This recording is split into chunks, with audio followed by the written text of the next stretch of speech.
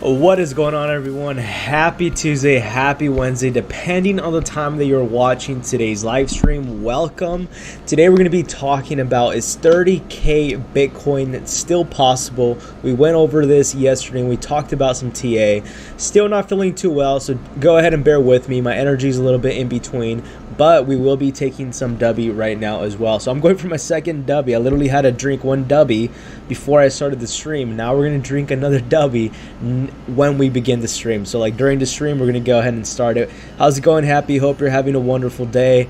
A lot of big things are going on, as you guys can see. I've been watching the drama between BitBoy. I've been posting a little bit of it. It's I think honestly, the sad part about all of this is that this is really the only interesting thing right now in crypto, which is quite sad in my opinion. You know what I mean? It's like I really wish we had better things to go ahead and talk about besides BitBoy's drama live and everything that's going on.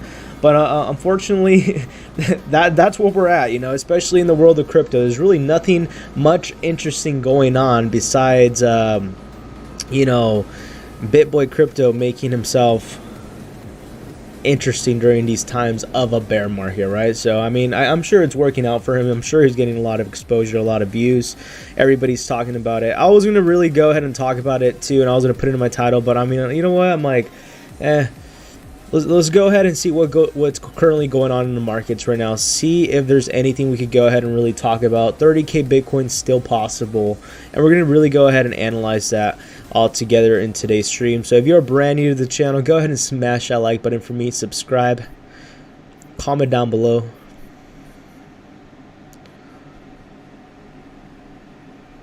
We're gonna go ahead and see who shows up today. I started the stream very late, but just to go ahead and say, definitely go ahead and support the channel by using my MEXC link down below. Let me go ahead and post that right now. In the meantime, while we wait for some people to go ahead and show up, just to make this stream a little bit of interesting today, you know, there really isn't much to talk about. I'm gonna be honest with you. I was even thinking of not streaming today whatsoever, but I said, you know what, consistency is key, and that's really the only reason why I'm streaming right now. There really isn't anything interesting to talk about today besides what is going on with BitBoy, which, you know, I really don't want to go ahead and make that a title of the video, so that's the only reason why I'm kind of staying off topic on that. But yeah, go ahead and comment down below. Let me know what kind of topics you want me to go ahead and talk about today. $20,000 in sign-up bonuses and MEXC. Currently, right now, I'm going to go ahead and be taking a break on trading. I did enter a few trades the last couple of days. Didn't turn out too well. I think I found my strategy of what I like to go ahead and trade, and during the time I like to trade. So I think moving forward, possibly by the month of October, I will go ahead and have more of a consistent schedule when it comes to trading. I'm going to go ahead and now I kind of got the rhythm of what I like and what I personally enjoy myself. So I just had some Beach and Peach from W right now. We're going to go ahead and switch it up. I've never tried this blue raspberry, guys. I've never tried this blue raspberry W right here. So hopefully it's good, because I hate having things I don't like, especially if they don't taste good, especially during a time that I'm craving some W. And right now is one of those times where I'm craving W, and if I don't like the flavor of the blue raspberry, I'm going to be very disappointed. So I really do hope that it's somewhat tasteable, if that's even a word. Is tasteable a word, guys? Comment down below. I don't know if that's a word. But let me go ahead and set up my tablet right here. I'm setting up my tablet that way so I could go ahead and read all the comments. And we're going to go ahead and open this W Live as well. So hopefully this thing's good. I've never had the blue raspberry. See, the thing is with me, it's if I like something, I usually only stick to what I like. I don't mind trying new things, but when it comes to, you know, when I'm craving something, like right now I'm craving some W. Even though I already had a cup of W, I want more W, right? And during times like this, I usually prefer to go to something that I already know what it's going to taste like. I don't really like trying new things when it comes to things that I know what I like. You know what I mean? It's like if I like a certain flavor, like let's say for example Beach and Peach, like that's the only thing you're gonna catch me ever buying. Like you won't catch me switching it up. You know, I like sticking to what I like. Like if I like something and if I understand something and if I'm comfortable with something, that's what I'm gonna stick to. So we're gonna go ahead and see how this blue raspberry tastes like. Hopefully it tastes good. You're gonna have my first on reactions here live. Got one scoop up and running. And now we're gonna go ahead and talk crypto once I have my drink up and running. Started the stream very late today, so I really don't expect much on today's stream, honestly. Considering the fact the market is quite dead today. But as we say, guys, consistency is key to anything in life. And go ahead and support the channel by using my W link down below. Type in code Pepe2 on checkout to go ahead and get 10% off.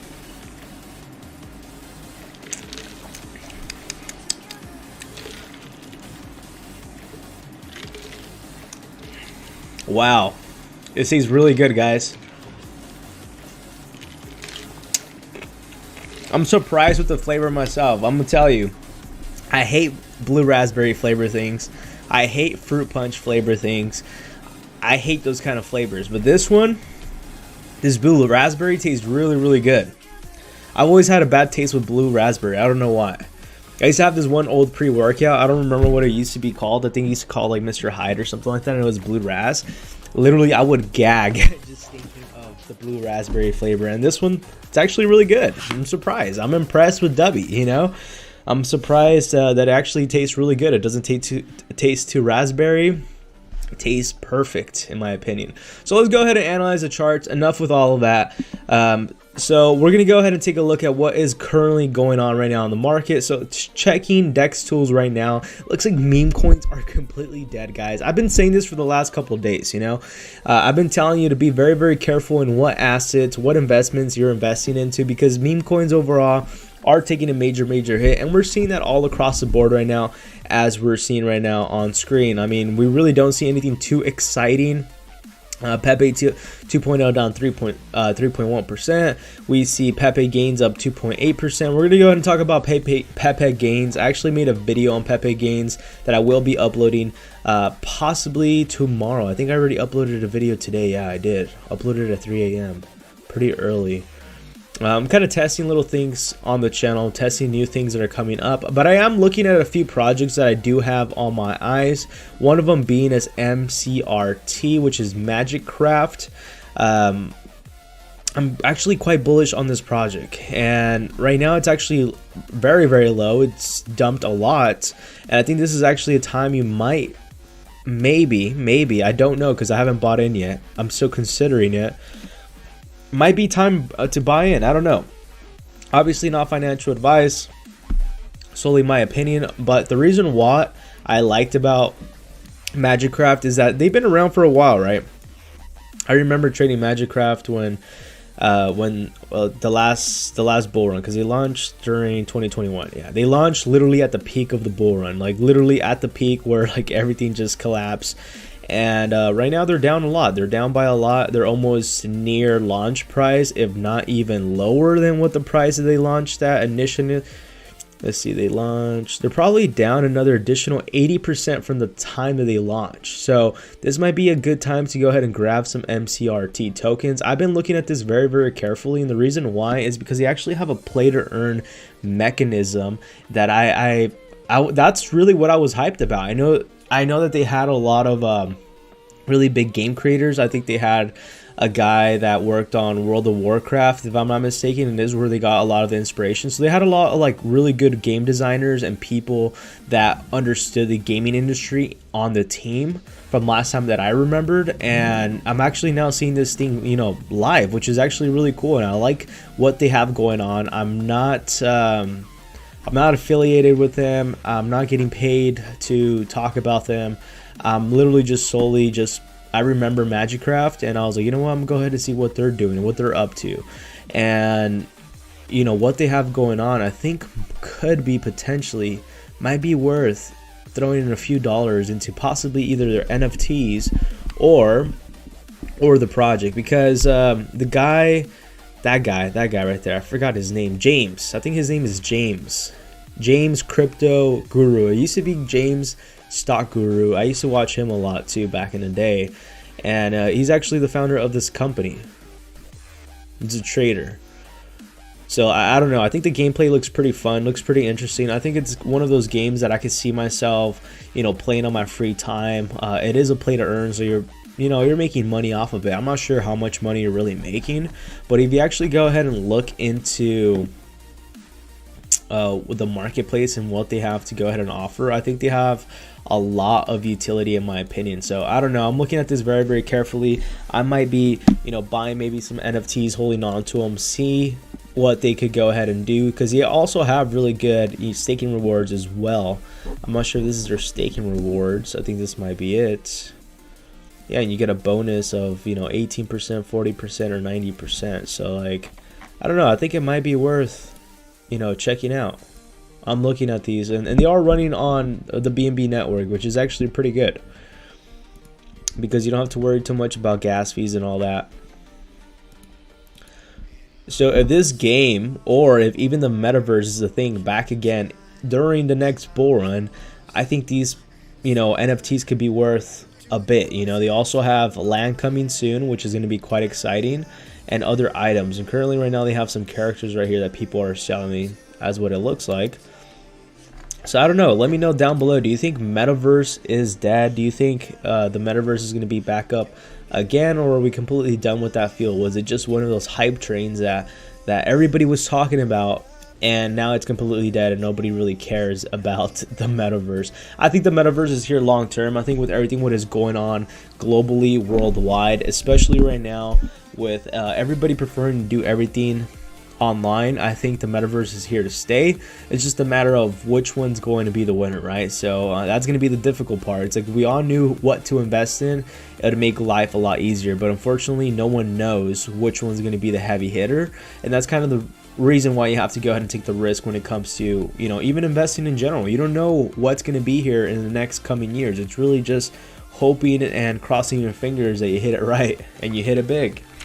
Really what it is. Let's go ahead and talk about Bitcoin now, because that's the title of this video. Bitcoin, is it still possible to hit the $30,000? I've talked about how we could expect Bitcoin to go ahead and fall down a little bit and hit some certain areas of support before going back up to that $30,000 area. So we're going to go ahead and analyze the DXY right now, and we're going to go ahead and analyze Bitcoin, and we're going to go ahead and talk about some trading strategies moving forward and what we should all be doing during this time of the market. You know, there's a lot of noise going on right now in the market. We have the BitBoy scandal going on.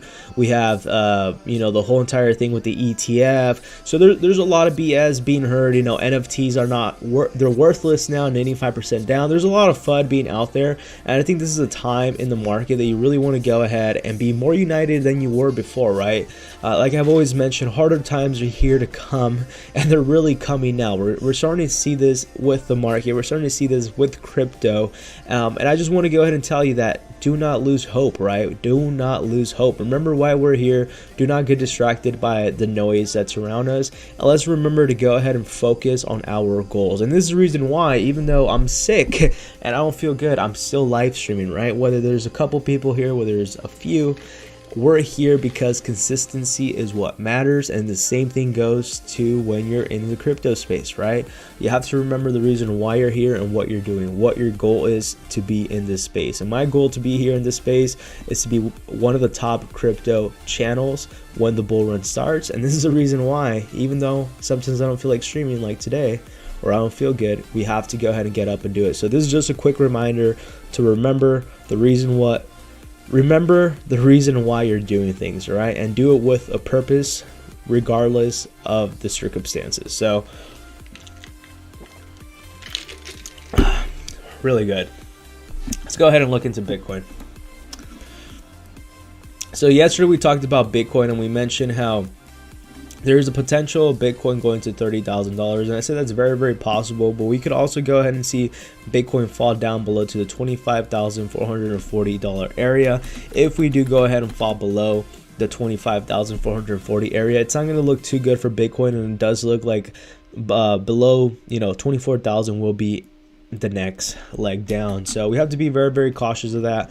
To all those that are not trading Bitcoin, it doesn't really matter. And to those that aren't trading Bitcoin, to those that are trading Bitcoin, this matters a lot. To those that aren't, it should also matter, because now you have a better understanding of what's going on with the market, right? So you have to understand what is going on with the market.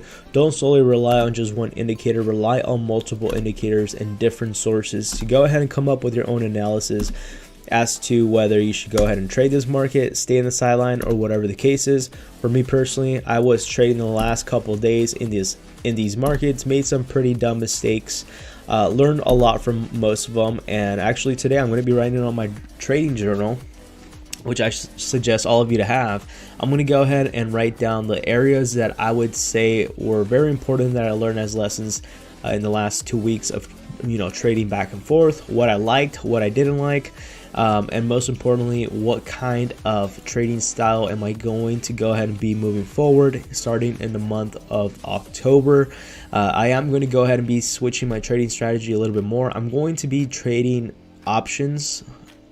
I'm going to get back into trading options, and I'm going to also be trading some crypto here and there, but I think overall my goal for crypto is to go ahead and hold and invest, a little bit more of a investor mindset when it comes to crypto, because we really don't know which one's going to hit, right? So I think right now this is the time, instead of getting distracted by the shiny objects such as what is going on with Ben, what is going on with the next hot meme coin, I think this is the time you want to go ahead and become better on your skill sets, become better at what you do, whether you want to become a trader, whether you want to become an investor, whatever the case is that you want to become, and then really focus down on those areas. So when the bull run does happen, now you're able to navigate through these markets a lot quicker, a lot faster, and now you're more knowledgeable in the space. So that's what I'm looking forward in this space moving in the next, I would say in the next month. I've been saying that September should have given us a better month. So far, September has been a decent month. For me personally, hasn't been the best month. Probably I would almost say the worst month that I had so far overall. Health in every aspect, honestly. Health, YouTube wise, everything. You could go ahead and say it's probably been the worst month that I've had so far.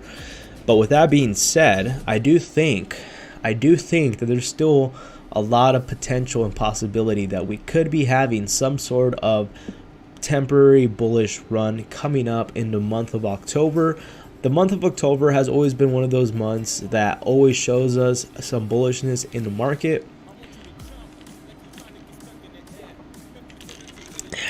Hey, what's up, Crypto Lab Bags? How's it going, bro? Hope you're doing well, man. Long time no see, man. Unfortunately, I got sick again, man. So that's the thing that kind of sucks. Unfortunately, I got sick again. So yeah, that's sad. We're just pushing through.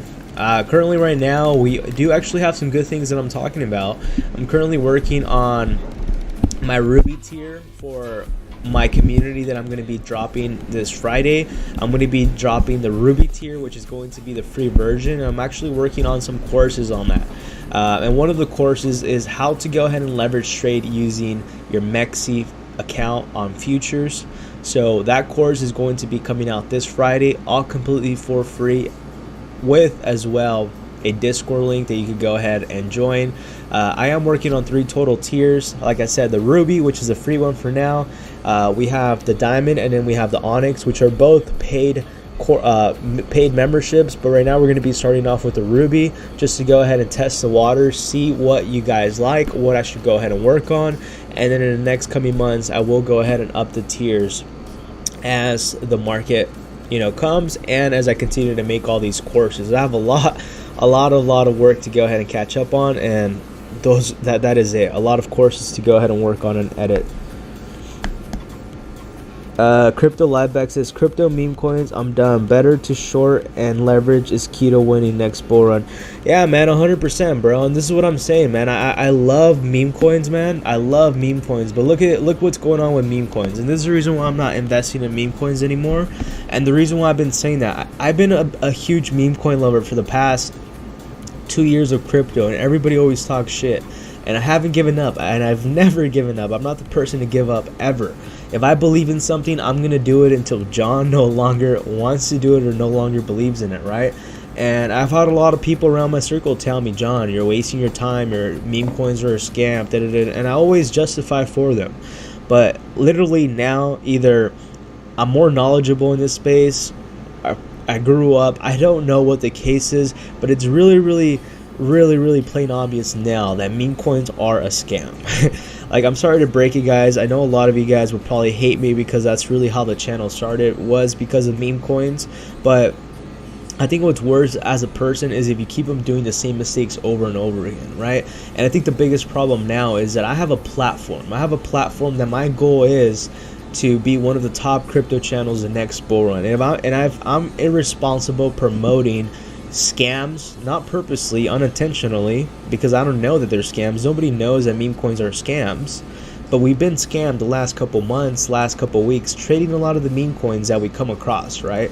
And I kind of realized that if I really want to be here for the long run, and I really want to grow, and I really want to diversify, I can't be stuck on the meme coins forever, right? And I love meme coins. They're always going to be a passion in my heart, but unfortunately I just can't be pushing them as much because it's really irresponsible when the channel does get bigger. You know, when the channel does get bigger, I won't be able to talk about a lot of these projects because I'm sure a lot of them will probably be scams. So that's kind of the reason why I'm creating also the Discord. Is the Discord is going to allow us to have more of that degen liberty, and now we all have the ability to go ahead and invest in meme coins if we want to, without having to influence other people, right? Because unfortunately platforms like this do influence people, and even though I tell everybody you have to make your own decision, you have to do whatever you believe in, unfortunately some people are going to get more influenced by another person, whether it's me, whether it's another crypto influencer. Not everybody has their own mind like we do, right? And that's kind of the only reason why I'm stepping away from the meme coins. But I do believe in them, but right now is not the time. I mean, there's no meme coin that I see right now that I could tell you, hey guys, meme coins are the move. I mean, look at this, HTR 40%. You know, you're seeing like a lot of these tokens drop 80-90%. I know, yeah, you do see the 70%, but it doesn't matter. I'm not going to go ahead and chase this pump. Crypto Liebeck says, busy as hell working. Shitcoins broke my pockets. I 100% agree, bro. Love meme coins too, but they're all scams, sadly. Altcoin information will bring more eyes to your channel. Yeah, bro, 100%, man. And that's kind of the thing, right? And I mean, I totally agree with you, man, and I totally feel you on that with a lot of these shit coins. They broke my pockets too, bro. And I'm crossing my fingers that some of those investments that we made are going to go ahead and pay off. But if they don't, I mean, it is what it is. You know, we understood the risk. We know what we were jumping into. But you know how we were talking about Dork Lord, right? I was super bullish on it, and as soon as I saw the narrative change, I told all of you guys, hey guys, I don't think this is the time to go ahead and jump into this anymore. It's going to dump down. It goes down. So what I'm trying to say here is that one of the best ways that I came up with a strategy too that I've been looking at and I've been analyzing, and we kind of realized, is that we have to go ahead and jump into these meme tokens before they get listed on MEXC. If you actually go ahead and head over to MEXC, and you see a lot of these shit coins that got listed on MEXC, they literally go down to almost zero. Look, we're gonna go ahead and start off with Tip. Dude, I get excited because I've made a decent amount of money on Tip, and then I just got too greedy. But I tested this, and this is the reason why I'm not complaining about how much I've made a decent amount leverage trading, but I've also lost a good amount because I've been testing some strategies, and I found out a strategy that I'm sure a lot of people probably already know this, but I'm just figuring this thing out. You know, I'm just finding this thing out, and one of the strategies is you want to either buy it into a token before it gets listed on MEXC or any other exchange, and you want to sell it. It's buy the rumors, sell the news, or Or the second one is as soon as they go live on any of these platforms such as MEXC, which you could go ahead and earn all the way up to $20,000 in sign-up bonuses if you use my link down below. They actually upped it. It was before 9,000, now they brought it up to 20,000. So you could go ahead and use 200x leverage, which I don't recommend. I would recommend, you know, no more than 10 to 11. I've tested this strategy. I've been losing money for all of you guys, and I've been doing this to go ahead and figure out what's the best strategy to go ahead and use when it comes to leverage. 11x leverage is not too much, but also a decent amount of money where you're not going to go ahead and completely lose everything, right? 50x it's decent. I was testing that out yesterday.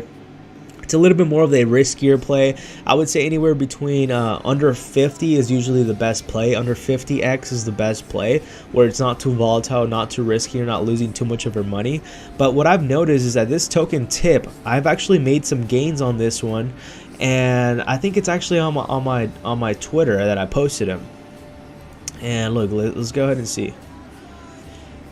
And I've been testing this strategy out to see if it actually works. This was on tip. 10x leverage, 58% short. Look, another one, 65%. 37. So like I've been hitting some hits on leverage trading, right? And one thing that I've noticed is that every time they get listed on MEXC, you kind of want to always go ahead and long in the beginning.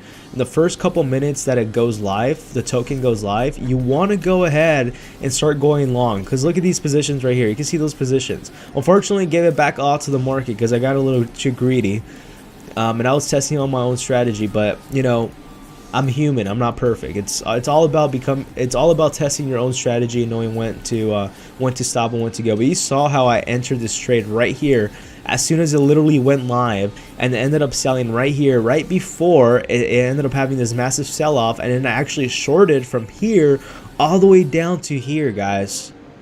So I literally made money both sides of the market, literally within less than like an hour. I think it probably took me 2 to 3 hours, maybe even a little bit less. But either way, what I'm trying to say is that you can make money both sides, up and down. It doesn't matter whether the token's going to go up, whether it goes down. If you're trading this with the volatility that comes with it and leverage trading, you can make some decent amount of money. I made a decent amount of money. I think I probably made like $300 to $400 this day, and I lost all of it back because I ended up trading even more riskier trades. I should have just, like, you know, just called it a night right here at this point, and I was already tired. I was like, you know what, dude, F this. At this point, I just want to go ahead and close my position. I really don't care. But what I'm trying to say is that you can make money both sides of the market, long and short. So imagine if I would have kept my short open and I would have never closed it because I kind of panicked. If I would have never closed my short right here, look how much money I would have been up.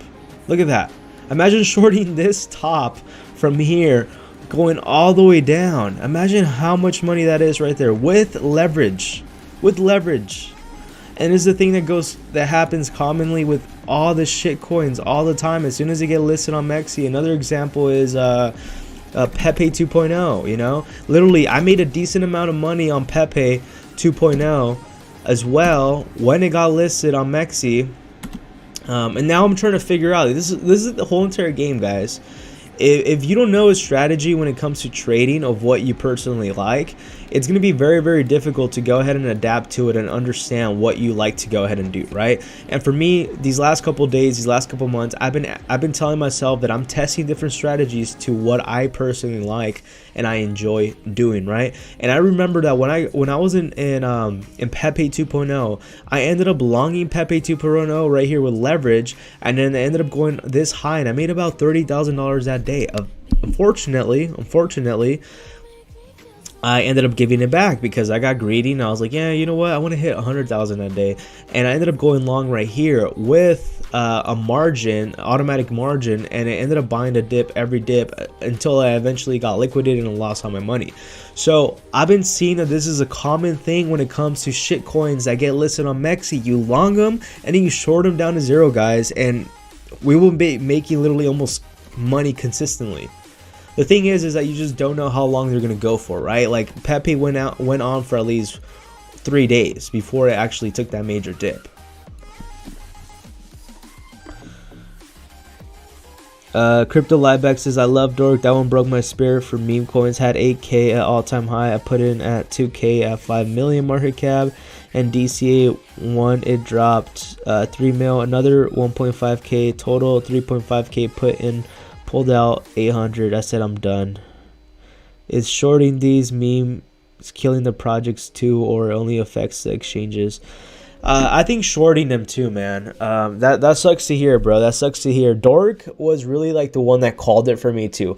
I didn't have that much money on Dork, man. I wish I did. I wish I did, but I didn't. You know what I mean? I only put in 300 bucks, and for Dork, I got in right here. For Dork, I actually got in after it dumped. I found out about Dork, and it was right here. And I told all of you guys, hey guys, it looks like a cup and handle pattern is going to be forming. We're probably going to go ahead and moon, do a quick little 8x if it continues. And guess what? It ended up, you know, just going down. And it could be potentially team tokens. To me personally, I don't feel comfortable seeing projects that have 0% buy tax or 0% sell tax because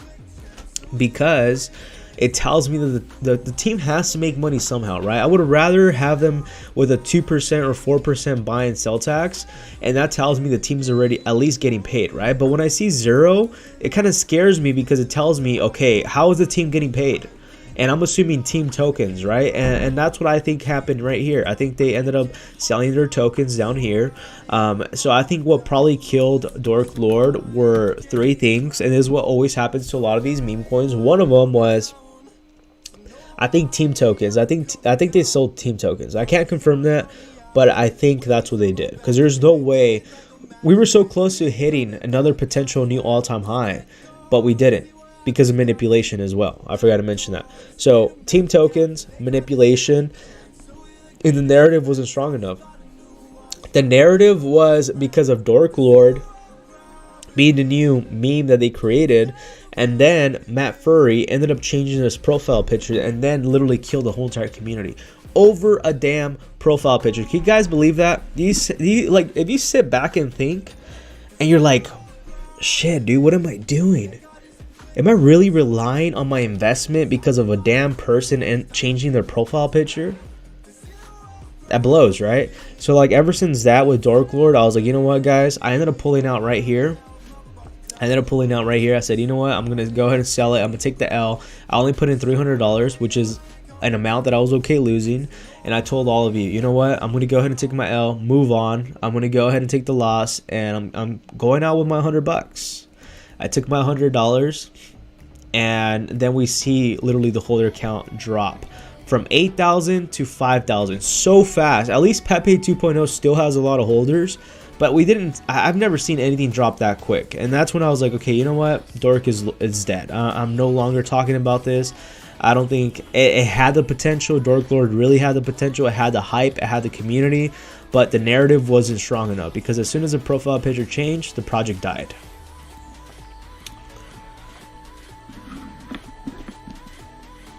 And then to go ahead and answer your last question, Crypto Liebeck, shorting these projects are the way to do it, man.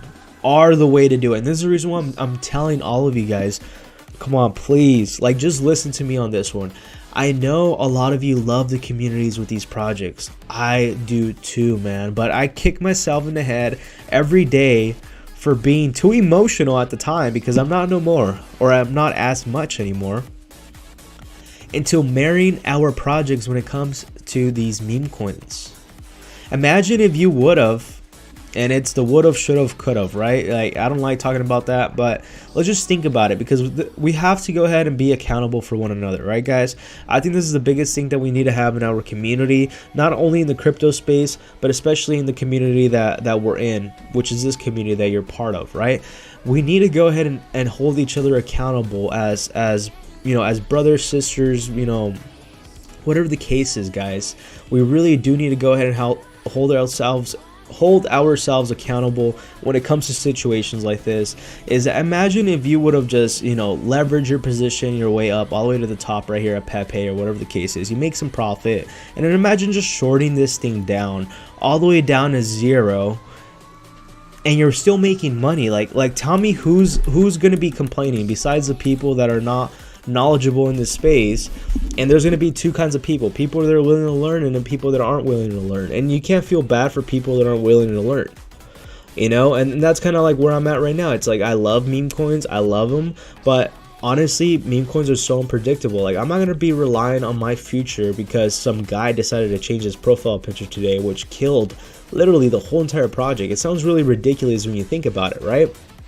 But imagine you being the guy on the other hand where you were shorting Dark Lord, or you were shorting the Pepe 2.0, and you're making bank regardless of whether the project is going up or down. Like, you're making money both sides, and that's the good thing about a trader, right? Like, a real trader doesn't get emotional about their investments. They think logical, they think about what makes sense, right? And Dark Lord never made sense. Pepe 2.0 never really made sense, but the community was there behind these projects. But the thing is that in this space of crypto, it seems like pumps only last for 2 to 3 days before they die down, at the max a week.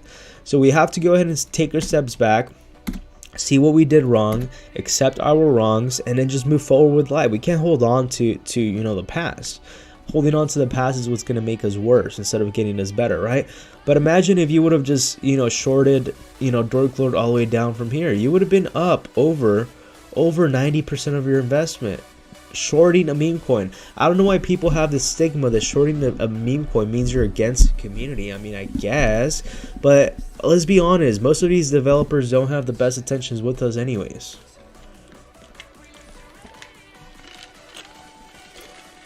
And that's a problem with the space, man, and I hate it.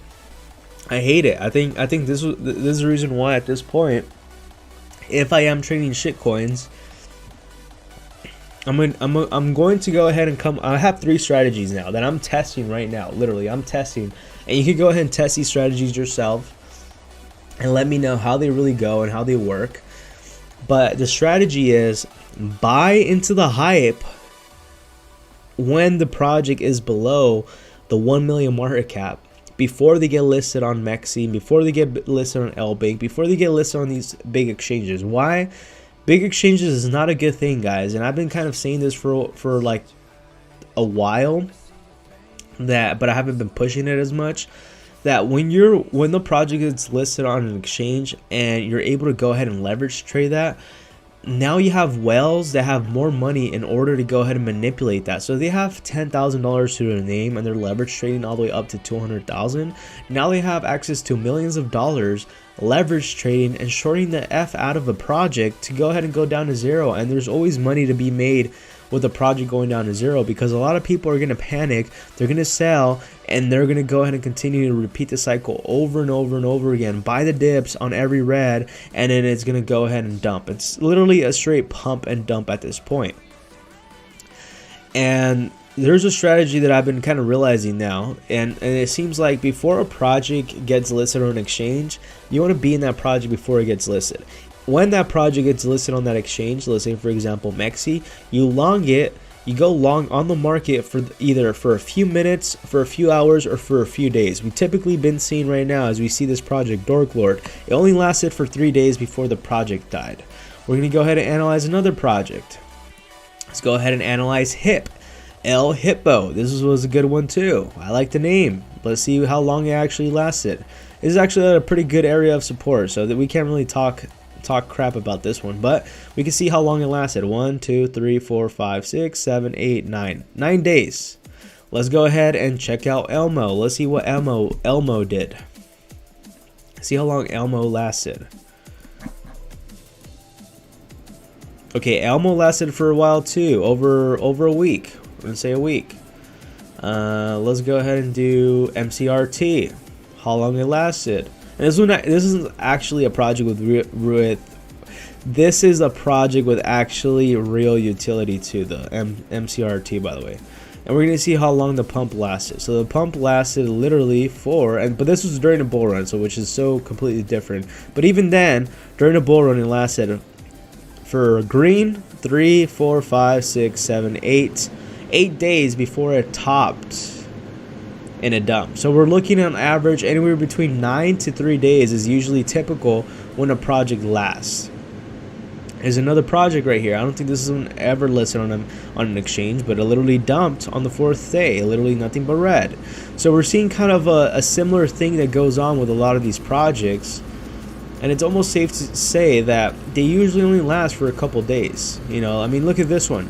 It's Harry Potter Obama Sonic 10. I think no, it's Harry Potter Pac-Man. This one lasted for a little bit over 10 days, and then it dumped.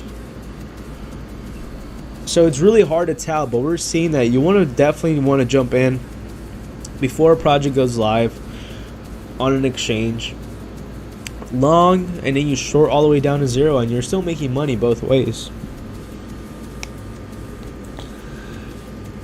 Shorting these memes. How are the MEXC spreads? Tight spreads are loose like Coinbase and Binance. I would say loose, bro. I wouldn't say any exchange has pretty tight spreads. Honestly, the thing is with a lot of these crypto exchanges, bro, I'll be honest with you, they're probably going to be more loose and tight, and that's because that's how exchanges make their money. Their exchanges make money from two kinds of people, right?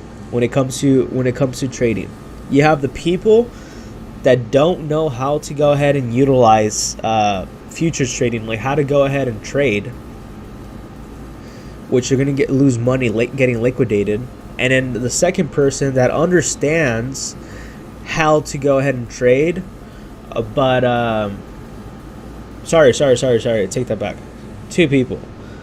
The person that understands leverage trading and trades very, very often, and then you have the person that doesn't really understand trading at all whatsoever and just jumps into leverage trading and gets lucky several times, and the goal is to go ahead and give back onto the exchange. Those are the two kinds of people they typically have on these exchanges.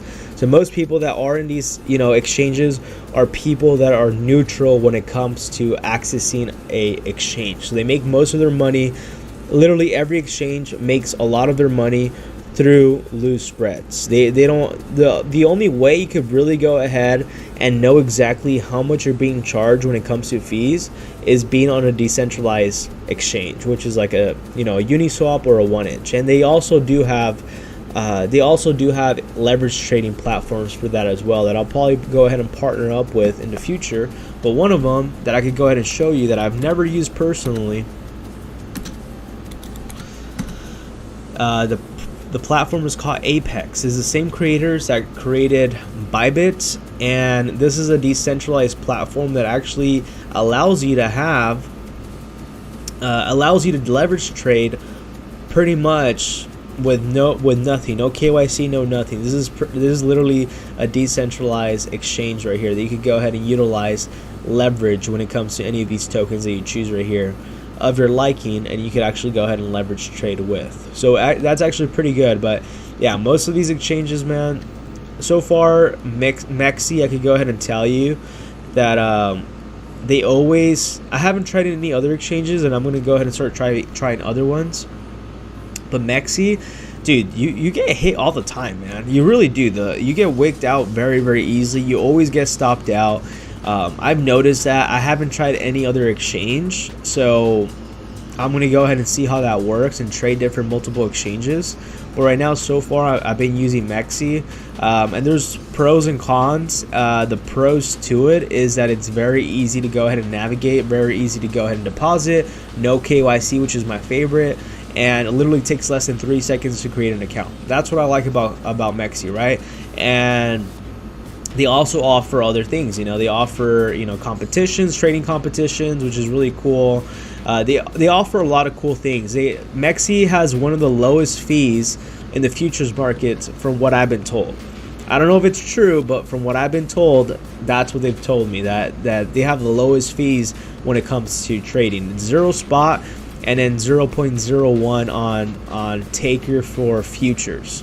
So it's like one of the lowest in the market, and that's literally the only thing MEXC has to offer, from my understanding, is that they have the lowest fees when it comes to futures trading in crypto is MEXC. And what I like about MEXC too is that they offer all the shit coins first. So like usually MEXC is one of the platforms besides LBank, which I've never used LBank, that they usually offer. They usually have a lot of the shit coins that get listed there, and that's why I use MEXC. But I am going to actually go ahead and be reaching out to some other exchanges, see if there's any kind of partnerships or deals we can work out, because I definitely do want to go ahead and try them out. I've been hearing good things about BigGet. I'm going to go ahead and try that one out. And I forgot what else. See, the thing is, for me, I like the no KYC because they're easier to go ahead and navigate, and it's easier for people to open up an account. Most people don't want to go through the KYC process, but they do have very loose ones, just like Coinbase and Binance and all of them. Look, I'm gonna see, where is it at?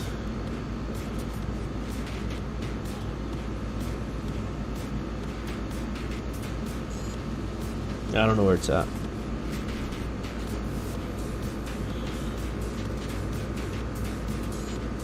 Okay, so crypto says, let's say you're running along on BTC 25 to 28. You have a stop loss at 25,000 BTC, but one big sale comes through and drops the price from 25 to 20.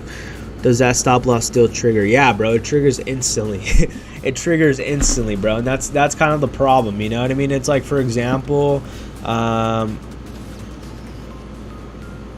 that's why stop losses sometimes they're not used to use. They're not good to use, and that's probably like the worst thing you could probably ever hear from somebody. But sometimes stop losses are probably your worst enemy, especially when it comes to futures trading and you're trading with leverage. You get stopped out of your position all the time, man. I got stopped out of my my Bitcoin position the last couple days. I was literally going long around like right here, I think, and then I ended up getting stopped out. And literally as soon as I got stopped out, BTC took off. It's just the reality of what trading is, you know what I mean? You have to deal with the long wicks. I think with MEXC, I've noticed, and it's probably just because the only exchange that I've really been using in the last couple months, they have huge liquidation freaking wicks, bro. Like these wicks right here are pure just like liquidity. They're purposely trying to stop you out of your position in order for them to go ahead and get a better entry point. And I don't know, I haven't really tested it if they do any sort of manipulation with MEXC, but there's a lot of things back and forth that a lot of people say about MEXC, and I could go ahead and say to an extent that it could be possibly true. It could be possibly true. So like for that reason, I'm just going to go ahead and have MEXC on the back end.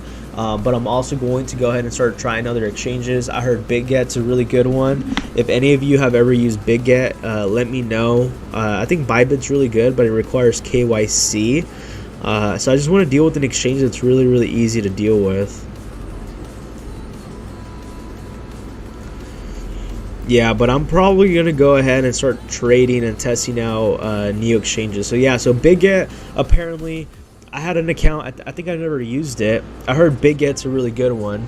So I'm going to go ahead and try one of these exchanges. Yeah, I do have a BigGet account from the looks of it.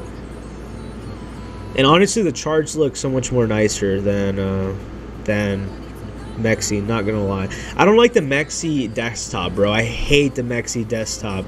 Yeah, so I guess BigGet, you do need to get KYC'd. And this is the kind of thing that I hate a lot about these exchanges, is that you have to go ahead and get KYC'd. And for me personally, I just hate that, bro. I just really do hate that. I just don't want to go through the process of KYC. It's just such a hassle, such a headache.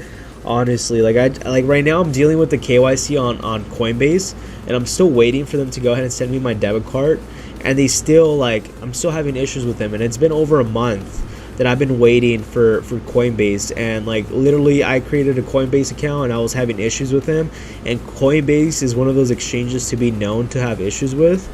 And just barely yesterday I was able to deposit some money into my Coinbase account. So it's like, that's why I suggest all of you to have multiple exchanges. Crypto.com is my favorite one, but Crypto.com charges so much, guys. So much. I looked at the prices that they had, and they always price Bitcoin at a higher price. Like, look, we're going to go ahead and witness this together live. We're going to go ahead and watch this, how these exchanges usually make their money, right? And obviously they're exchanges, they have to make their money, but they make their money off of you and I, pretty much. You know, buying and selling crypto, and we get taxed probably like 30%. on the token, which we're getting taxed hard, bro. So like, I guess that's kind of also another reason why we really do need regulation, because since there isn't any regulation, I think they could kind of pretty much taxes anything they want. And that's kind of the problem with the space right now, right? It's like, dude, it's like they're really taking advantage. I mean, honestly, let's be honest. If you were an exchange, wouldn't you do the same thing? Because that means more profits in your pocket. Yeah, 100%. Maybe I might consider it too. So check this out, guys. So right now on crypto.com, it says Bitcoin is priced in at 26,512.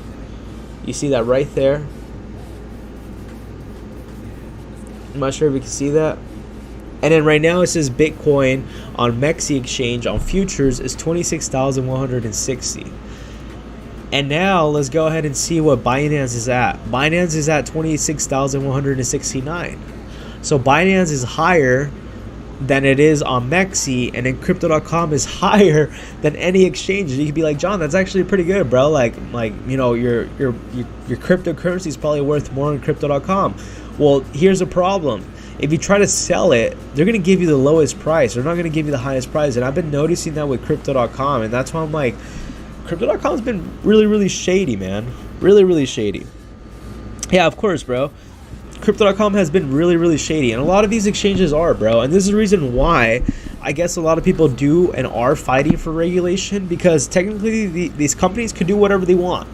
There's no regulation in space. Crypto.com could go ahead and charge us more to go ahead and use their cryptocurrencies because of the access that we have compared to MEXC or, you know, BitGet or Binance or whatever other exchange. And this is kind of the problem that we're dealing with on crypto.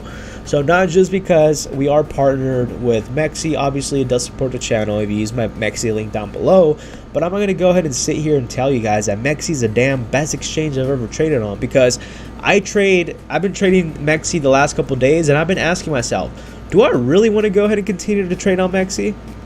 Like, I like the platform, but I don't know. Like, I just feel like I've been getting stopped out a lot in the last couple. Like, it's been a while too. I've been noticing this. I always get stopped out all the time, bro. I always get liquidated every freaking time. Like, it's like, it almost feels like they're going after John, bro. Like, I swear. Like, I'm probably overthinking this. Like I said, I've literally only started leverage trading for the last couple months. And in the beginning, I understood because I was like doing some very dumb mistakes. I kind of had to learn through trial and error. And now I'm just like, dude, are they really like going after me? Like, as soon as I go long, it dumps. As soon as I go short, it moons. It's like, bro, it's like, it's not supposed to be going high right now. Like, it shouldn't be mooning. Like, the indicators are there to show us that it shouldn't go up. But as soon as I place a trade, it does the opposite. And I don't know, man. I don't know. I'm going to go ahead and try out other exchanges as well. Let me know down below what exchanges you guys personally trade on, and maybe we can go ahead and come up with a better deal than MEXC. But yeah, MEXC does 0% on spot, and then Maker, they do 0 with Taker, 0.01 on futures. So they do have the lowest fees. So MEXC is known for the lowest fees. So like I said, that's what I like about MEXC personally, and the competitions that they always have. A lot of people say these are very, very hard to obtain, but honestly, if you're leverage trading, getting these bonuses are really, really easy to get.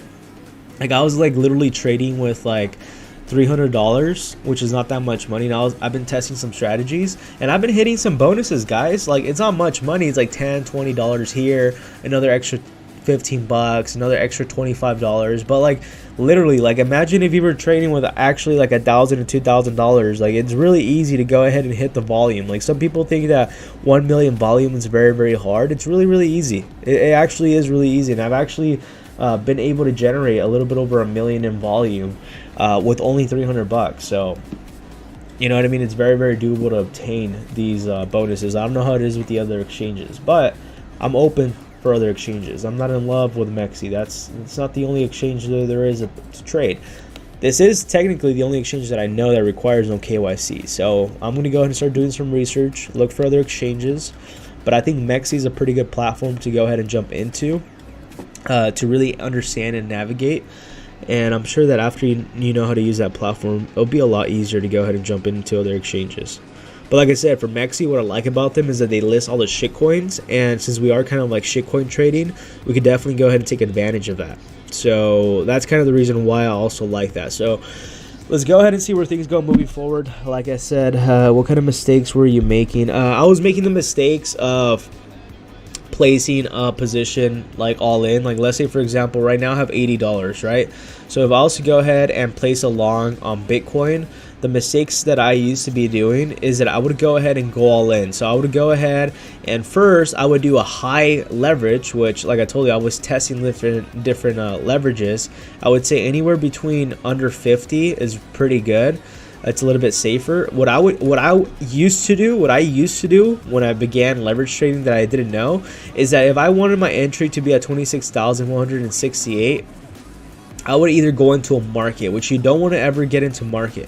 You want to get into a limit buy, because usually on market you're going to get filled in at a higher price. Another mistake that I would do is that I would go ahead and go all in. So I would go in with all my money, but I suggest you guys slowly enter the market. So if I believe Bitcoin is going to go, let's go ahead and do some live trading right now, guys. We're going to do some right now. Even though I don't see any entries into the market, we're going to jump into a few right now. I think this might be the bottom. 26,160. Yeah, this looks like the bottom.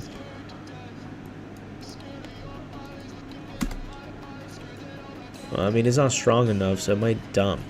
But all right, we're gonna go ahead and enter at 26,162. Wait, nah, we're probably gonna enter at 26,169. So another thing would be not being patient. So I would recommend all of you to be super patient, even if your order does not get filled in. 26,16. Wait, oh, this is a freaking different chart that I'm looking at, bro. That's why I'm tripping. All right, let's just do 26,161. All right, and instead of going all in with your position, I would recommend start off slowly. So I have $80 in my account, and I'm only going to start off with $17. I'm going to go ahead and place my long. You're going to see where I'm going to get liquidated at. Long, there you go. I just placed the long. It just went up to 26,163. Let me go ahead and change my chart to a MEXC, and that's what I wanted to mention too. If you are trading, you trade on TradingView instead. Like, look at the charts on TradingView. I think the MEXC charts on desktop suck. I think they're really good on mobile, but on desktop they suck, and I wouldn't suggest trading on mobile, in my opinion. Some people could do it, some people can't. I would just say it's a really good way to analyze the market quickly, to get in and get out, but I wouldn't personally trade on the mobile desktop. I wouldn't trade on mobile. I prefer desktop when it comes to trading. That's just my personal point of view. And like, let's say I wanted to go ahead and jump in another entry at 1653.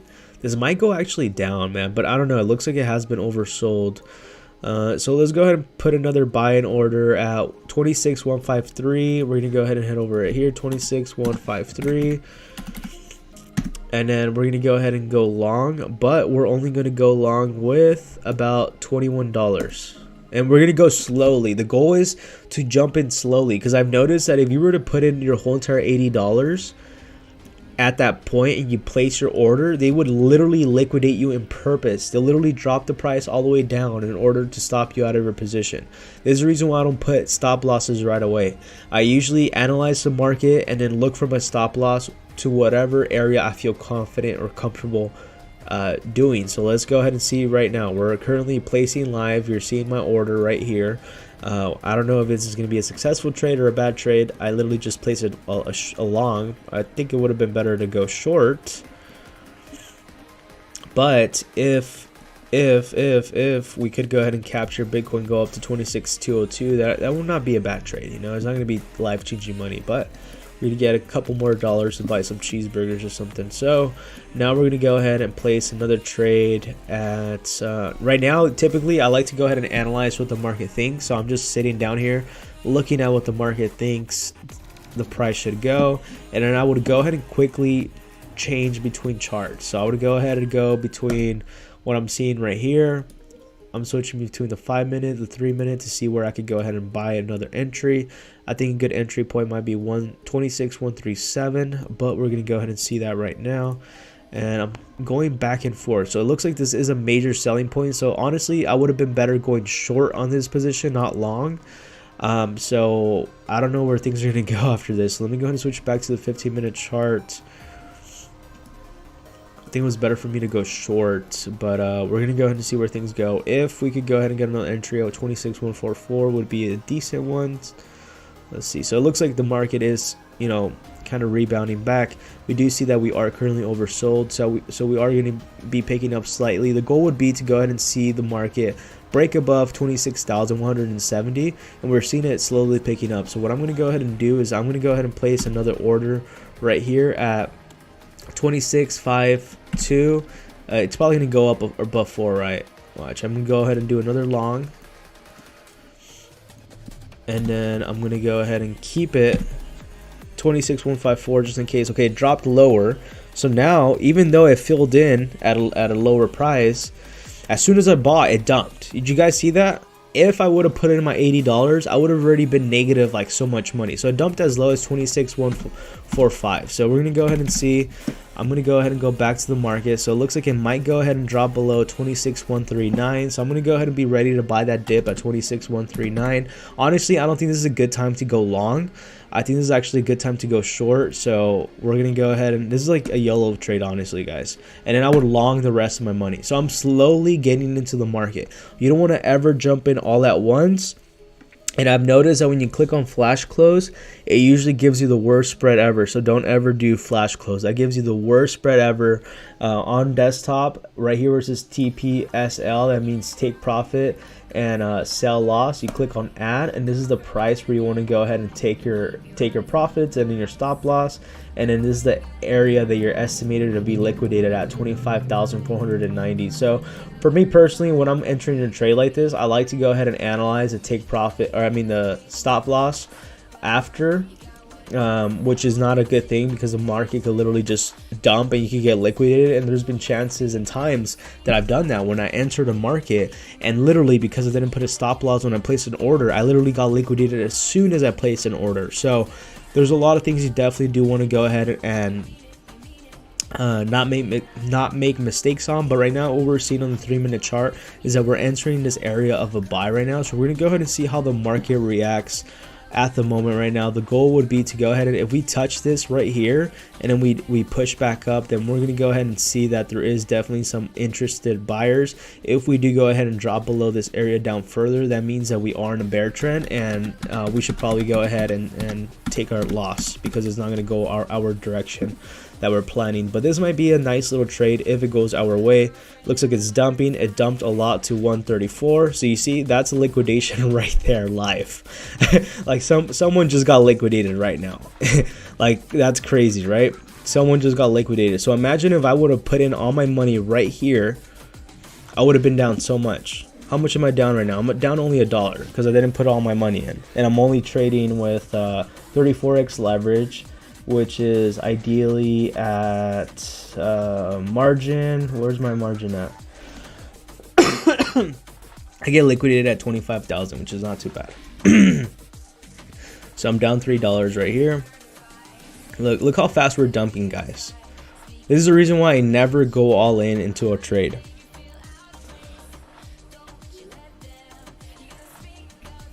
Crypto Liveback says, I'm gonna be your first millionaire student to you help make a millionaire. Bro, we're definitely gonna go ahead and make that happen. MEXC chart is just terrible all around, even mobile. Yeah, dude, I think MEXC charts are terrible, bro. I don't think they're that bad on mobile. See, this is why I was thinking, I was like, damn, this could have been a good shorting opportunity. And because I just placed a trade live and I was okay losing that money if it went south, I was okay with that, right? But look at that. This is a liquidation grab. So I'm glad this actually happened this way live, because if I was normally trading, which I wouldn't trade and I wouldn't go long in that position because there were no signs for us to go long. I'm gonna be honest with you guys. I literally only went long just for the F of it, and I forgot that there was such a thing called as shorting the market for a quick minute. And right now what we're seeing is a liquidation grab. This is what a liquidity grab looks like when you're leverage trading. So now we're seeing that this area has moved up, and now this might be the buying area. So honestly, with what we just saw right now, there's a high probability that the market will go ahead and push back up to 26,163, and then it's going to dump down even further. So we might have an opportunity. We might just have an opportunity to go ahead and either break even and place a short right here to go ahead and capitalize on Bitcoin falling down below $25,000. So we're actually going to go ahead and witness this possibly live. Luckily, I didn't put all my money in. I'm only down currently $2 right now, obviously because I'm not going that long or not putting in that much money. But if we go ahead and go back on the 1 minute chart, and we can actually go ahead and analyze that the market's slowly picking back up. And it just depends on the kind of style that you prefer trading. For me, I've noticed that it's better to go ahead and be in and out of a trade. Like if you want to go ahead and get out of a trade, look at the market just bouncing back up right now. Look at this. This would probably not be the best thing to do, but even if you want to get some action into the market, which I missed out, I didn't get a chance to. It went back up already. It went back up, and that was a liquidity grab, guys. That is what it's called, a liquidity grab. So I'm actually going to go ahead and do a 26157. Frick, 26157, 26157, 26157.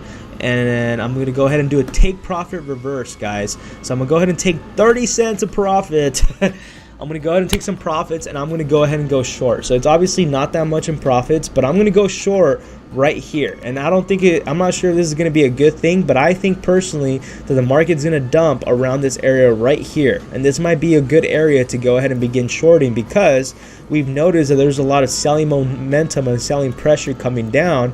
So in my opinion, I think we might top this and go down even further. I don't know. We're going to go ahead and see this right now. This is on the 1 minute chart. So we're going to go ahead and see if that trade even plays out. But we see that it actually pumped all the way up to 169. And I think our trade is now out, or it should have at least been out. Looks like we're not even out. Okay, yeah, we did. So we took profits, and now we're actually shorting this market at 26,157. I did a take profit reverse, meaning I took profits and then I instantly placed a short right away. We're gonna go ahead and see how this plays out right now. If this thing does go up, then obviously I effed up, man. I effed up, and we could potentially go ahead and see it go as high as over here. But I broke even pretty much. I broke even from my position right now. You guys just saw that live. I did a take profit reverse, and now we're seeing the play coming true. We're seeing some selling pressure coming in. Now the question is this a real sell pressure, or is this a complete fake out? So in order to go ahead and analyze that, this was another liquidity grab. So keep in mind, guys, this is the reason why I say leverage trading is really risky, right? This dump right here was a fake out, guys. This was a liquidity grab. You guys saw that live. It literally dumped out of nowhere. There was no reason for Bitcoin to go ahead and dump that quick. What happened after that dumped? Well, look how far this wick went down to. It went as low as 26,086. You guys literally saw this live at 26,160.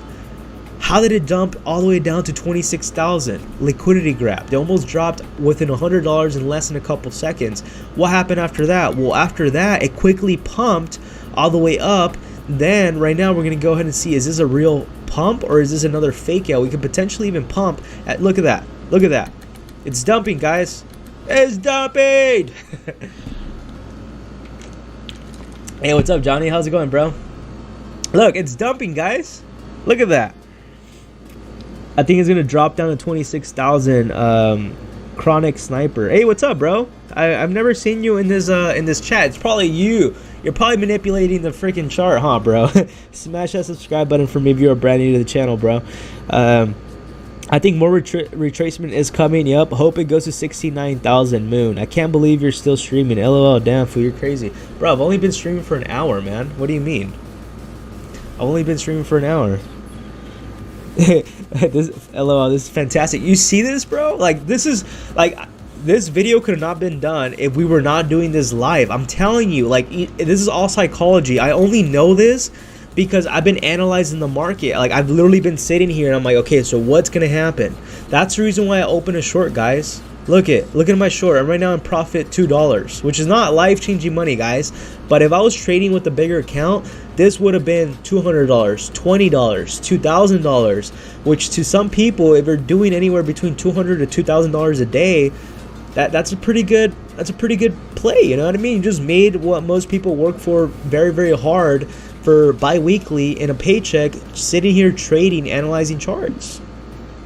And look, and now it's going to go back up. There's a high probability it might go ahead and top at 26,147 and then dump all the way down again. So I'm going to go ahead and place a trade at 26,1.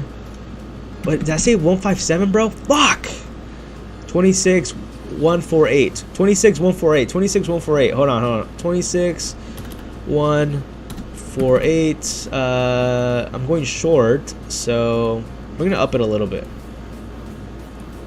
And I put limit 26,148. All right, shorting this, and you see I've only put in $14 with leverage. That's about $483. So I just added more to my position to see if this is gonna actually play out. Like I said, you don't know. You can't really predict it. This thing could literally just moon to the freaking moon because people want to liquidate you out of your position. It's just the reality of the truth. You know what I mean? But as you're seeing these wicks right here, guys, this is all pure manipulation. This is a manipulation wick. This is another manipulation wick. And right here, we're going to go ahead and see if they can go ahead and trap the bulls. If they can go ahead and trap the bulls around this area, guys, this thing's going to dump. This thing's going to dump. And that's what I'm hoping. I'm hoping for this thing to pump around over here and then just dump down. We could even touch this area of resistance one more time and then dump.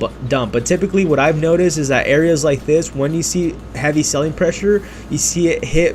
Look, there you go, guys. It's selling again. It's selling again.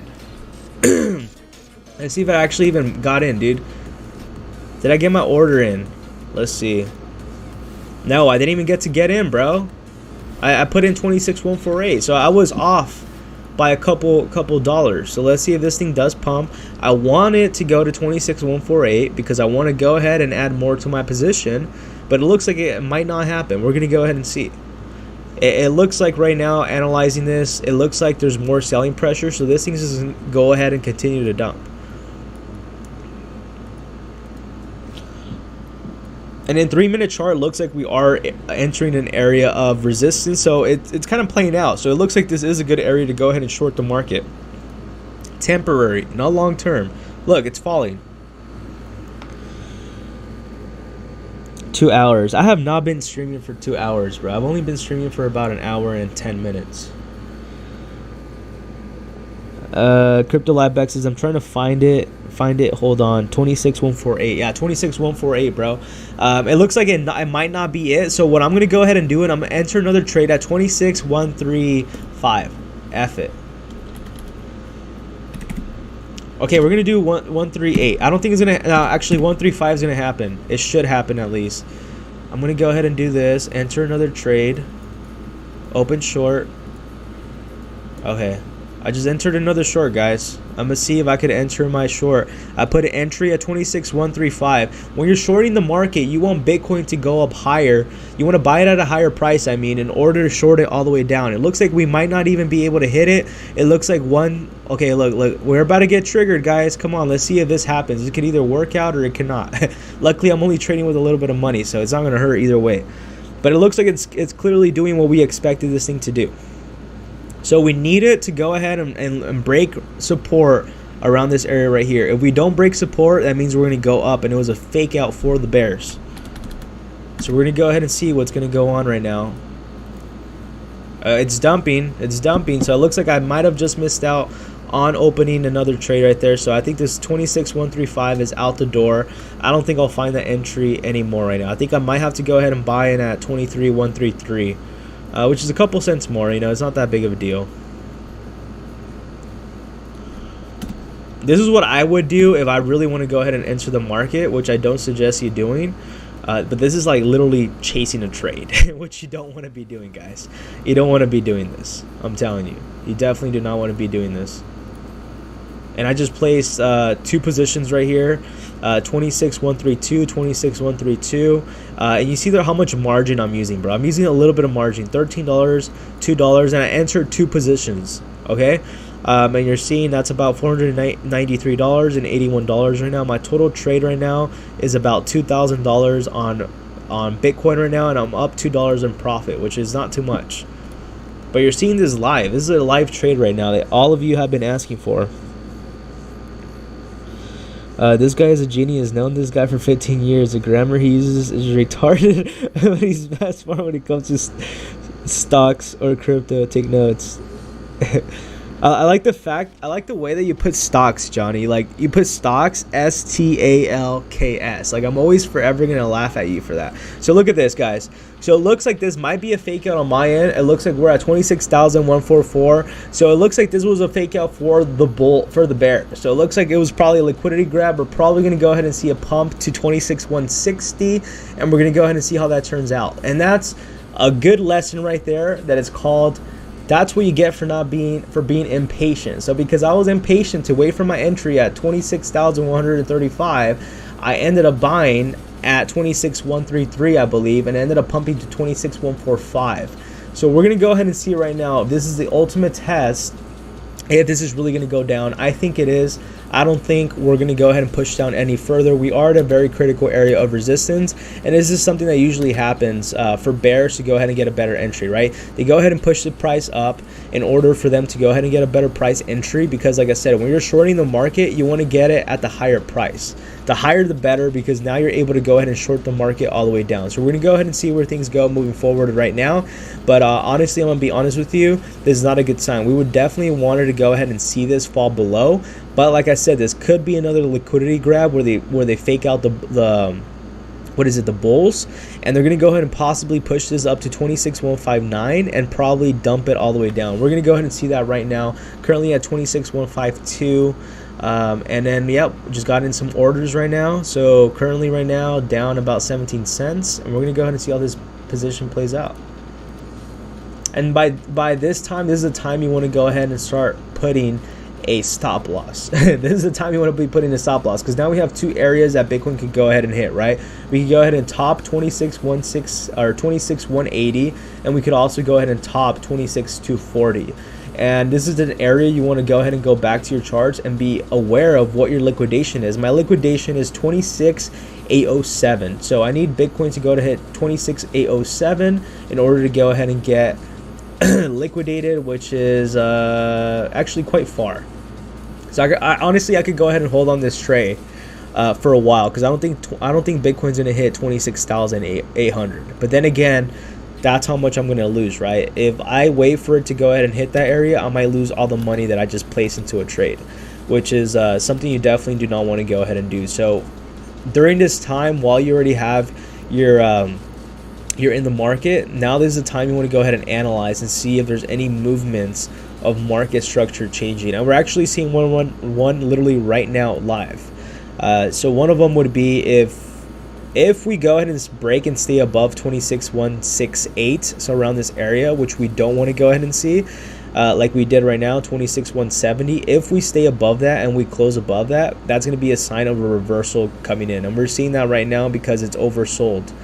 And that's on the 5-minute chart. On the 3-minute chart, it does look like we are entering a very strong area of resistance. So we're going to go ahead and see if on the 3-minute chart we could go ahead and capitalize on this movement.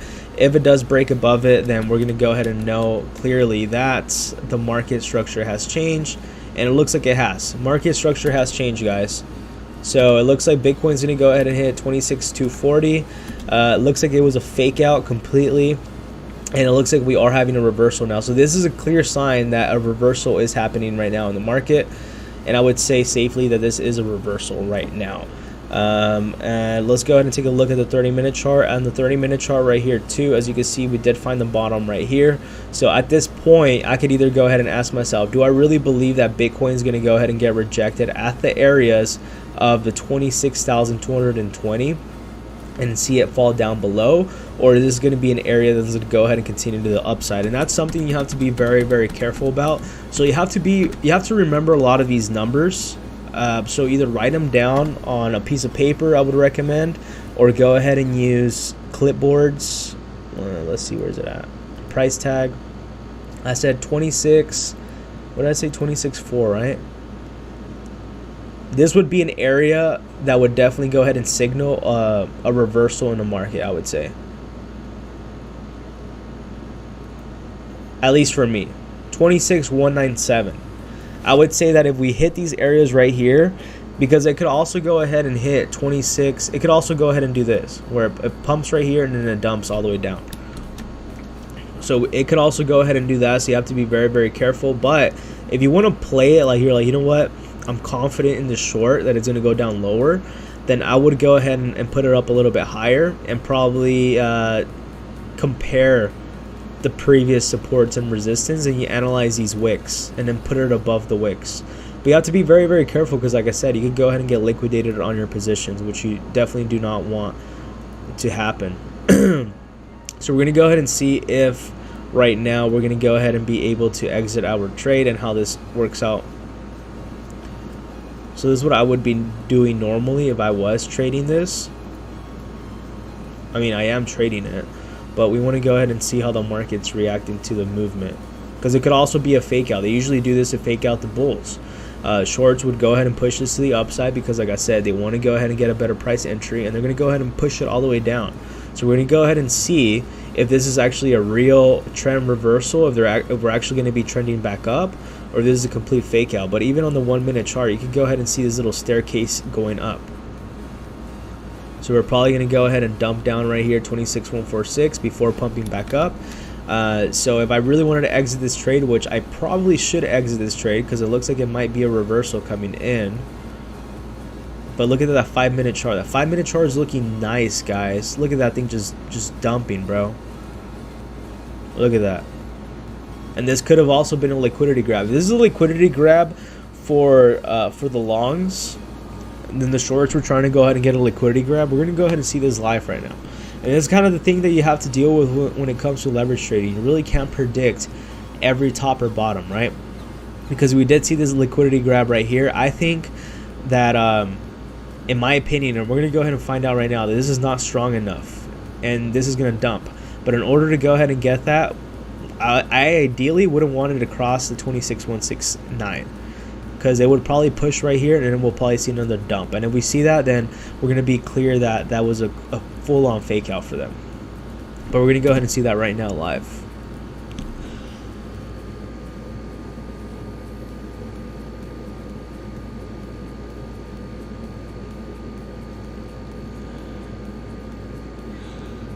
I'm glad you are doing this though, brother. Yeah, so it's all a psychology game, man. When it comes to trading, it's all a psychology game. They do fake outs. They go ahead and fake you out in the market. You can go ahead and sit here and analyze charts 24/7. This trade that I just entered, I trade literally live, which I would always recommend a lot of you. Like, if you are trading, do not be on the phone. At least for me personally, I like to have quiet space. I like to go ahead and focus. I like to go ahead and analyze the market, then look for an entry point. But like right now, you're getting to see this live, right? You're getting to see what usually happens. Right now, I'm down 32 cents on my position. So right now, I could go ahead and exit out of my position if I really want to. And I'm going to go ahead and show you what I would go ahead and do to go ahead and put a stop loss. So I right here, ideally analyzing the 5 minute chart, analyzing the 15-minute chart. We're gonna go ahead and see if we are in a reversal right now, or if it's a complete fake out. It looks like we are getting some bullish momentum coming in. So right now, what I'm gonna do, if it's not too late, I'm gonna go ahead and put a stop loss at 26,190. So let's go ahead and remember that price, right? 26,190. This is what I would go ahead and do if I was trading 26. I'm going to go ahead and put 26,192 just to be safe. I'm going to go ahead and put 26,192. I'm going to put stop loss 26,192. And I recommend all of you writing down on a piece of paper or something. And as you can see, if it hits 26,192, I'm only going to lose $4, which I'm okay doing, all right? So I'm going to go ahead and push that. So if it hits that area, our position automatically closes, and we're no longer in the trade. And we're going to go ahead and see this, if this really works out. If it does work out, you're going to go ahead and see how a stop loss works. If it was a complete fake out, you're going to go ahead and be able to see the market, possibly what usually happens, they're going to go ahead and try to push around this area, get rejected, and you're going to see a freaking fat dump.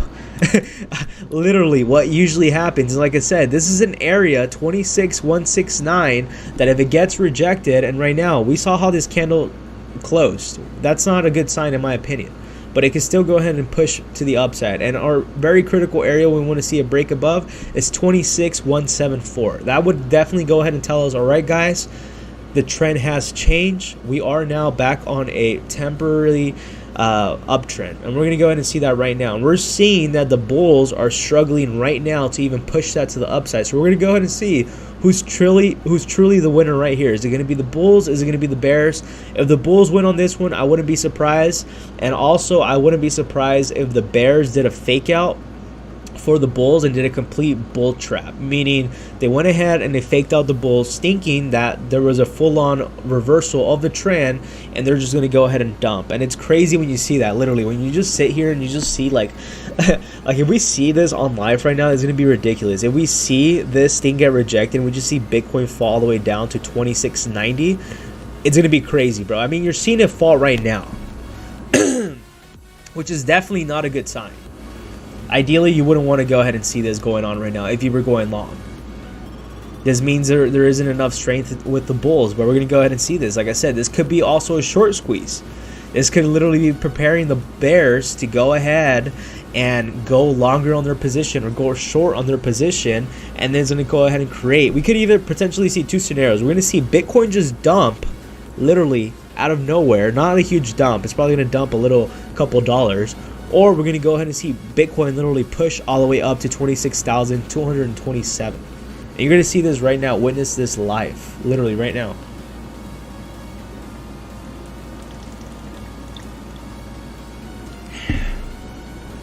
So it looks like bulls probably won this, man. Looks like bulls are winning this. We're going to see this. Actually, this is not a good sign right here. This is not a good... Oh. It broke. Yep. I think the bulls won this. We're at 170. Told you we didn't want to see that price. Are they going to be able to break above the 174? If they break above this, guys, it's going to go up. It's a trend reversal right here. And it's all about being right all the time, right? I put my stop loss at 26,192. So if it doesn't fall below that, then I only lose the amount that I put in, which is $5. I'm only going to lose $5 if this trade doesn't turn out the way like it is, and it looks like it's not.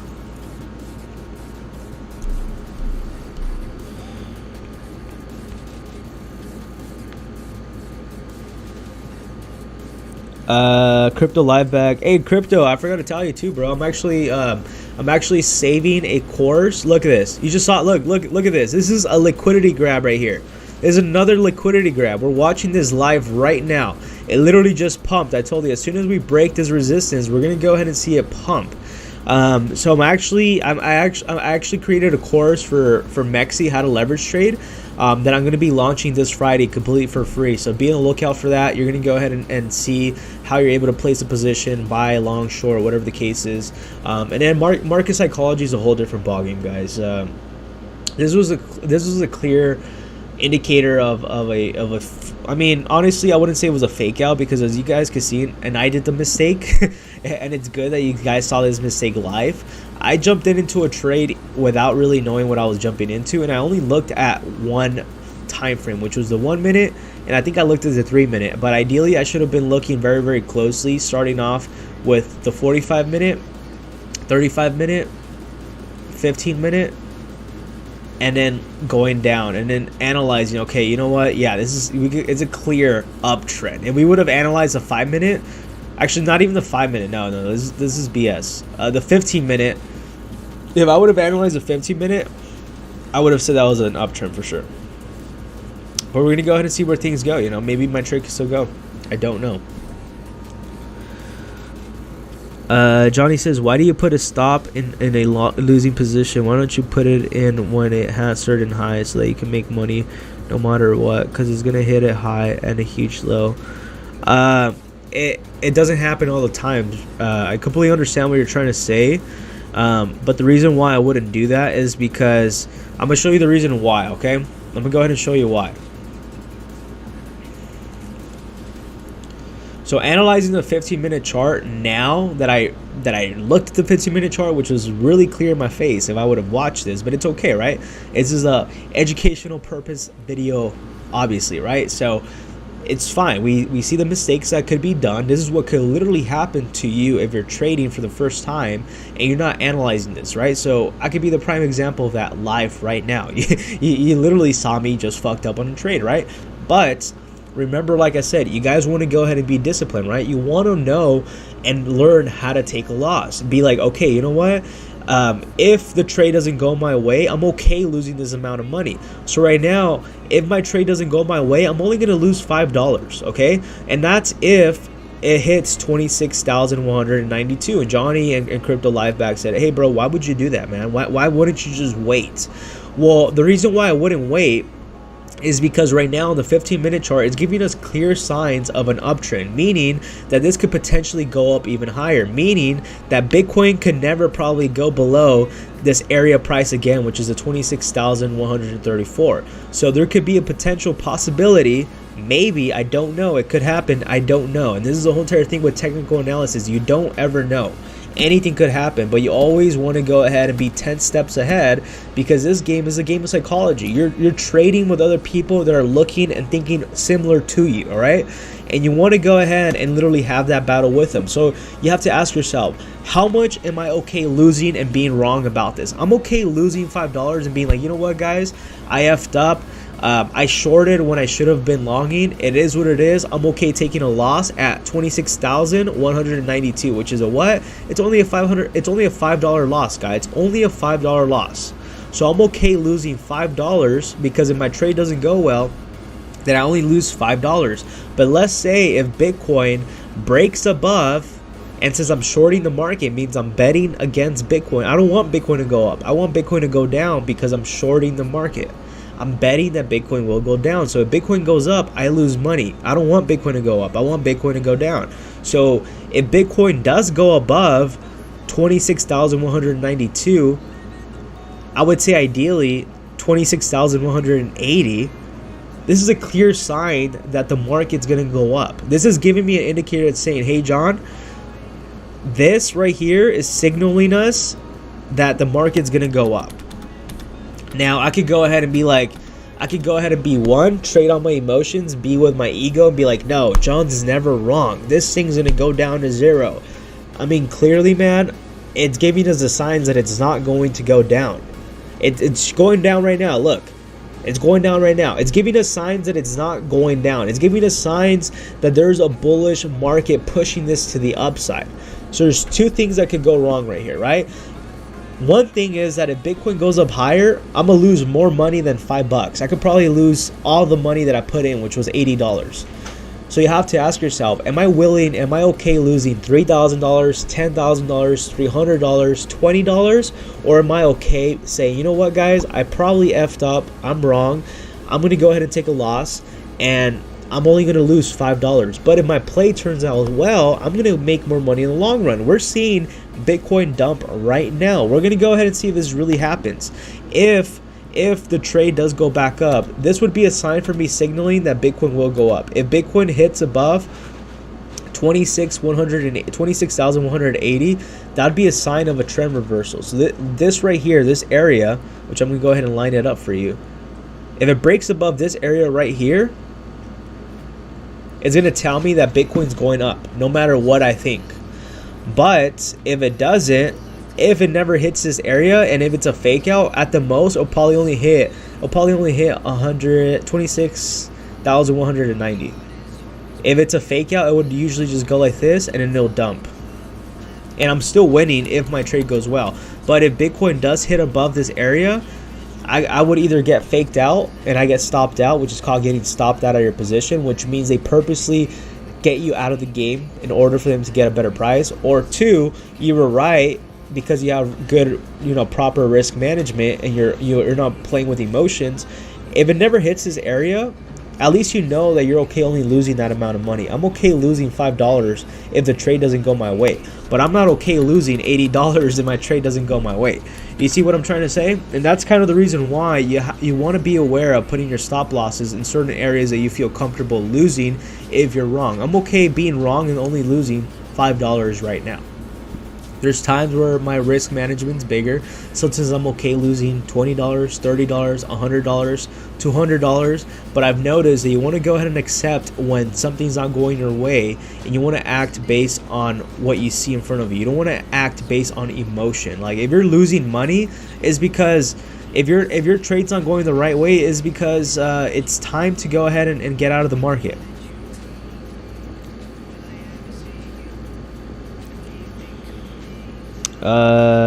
Crypto Liveback says he actually doesn't put a stop loss on usually. He said earlier. Yeah, I usually don't put one. I first analyze the market, which, by the way, guys, I recommend all of you to enter the market with a strategy. Don't enter the market like I did. Can you make money entering the market like this blindly and just looking at a chart very quickly? Yes.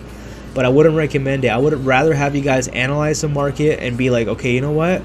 I'm going to go ahead and enter at this price. I'm going to go ahead and take profit at this price. I'm going to go ahead and put my stop loss at this price, and have little notes like this all over your chart, or even in a notepad, and put your prices that you want to enter the price at. Put down, this is the price that I'm willing to go ahead and lose. I'm willing to lose $200 if this project doesn't go the way it's supposed to, or if Bitcoin doesn't go the price I want it to.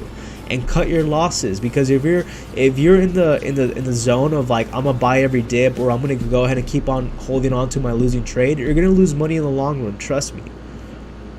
And then let's see what else you see. Johnny says, day, so it gotta hit your stop at some point in the day when you take a W instead of a little loss. Well, I'm analyzing the market. I don't know what Bitcoin's gonna hit yet, because I just entered a trade live without actually looking at the market. But I would say, ideally, if I want to take profits, I would like to go ahead and see Bitcoin hit 26,091. And I think ideally that if it does go my right way, we could probably even see Bitcoin hit 25,988, which I've been talking about in my stream for the last couple days. I've been saying that Bitcoin could go ahead and hit as low as 25,000, which is right here, and we will still be in a bullish market. And I think that's what's going on right now. I think Bitcoin's going to go ahead and probably hit $25,000, and then from here it's going to bounce back up. And I think Bitcoin's still going to hit $30,000 in the next coming days or weeks. But I think we first have to go ahead and see Bitcoin fall below 25,000, and we're seeing that. Bitcoin's at 26,160. So my short might play out. I might go ahead and close it out today. I might close it out 15 minutes. I might close it out in 3 minutes. I've noticed that trends change very, very quickly, and you want to go ahead and take profits quickly if you just want to do a quick little trade. If we go over right, what was I saying? Let's go ahead and read more comments.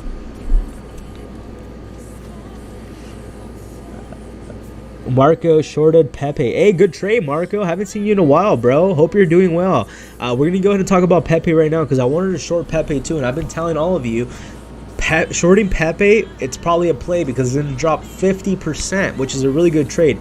Thank you for reminding me. I'm actually might close out my position on this and go trade Pepe. ABDL Maury says, bro, there was a clear divergence. Yes, it was a bullish divergence. 100% there was. And I just went in just blindly. I went in blindly without actually analyzing the market. So yes, I agree with you. There was a clear divergence of the market that I completely ignored because I wasn't looking at the charts correctly. But so far right now, it looks like my short it's playing out.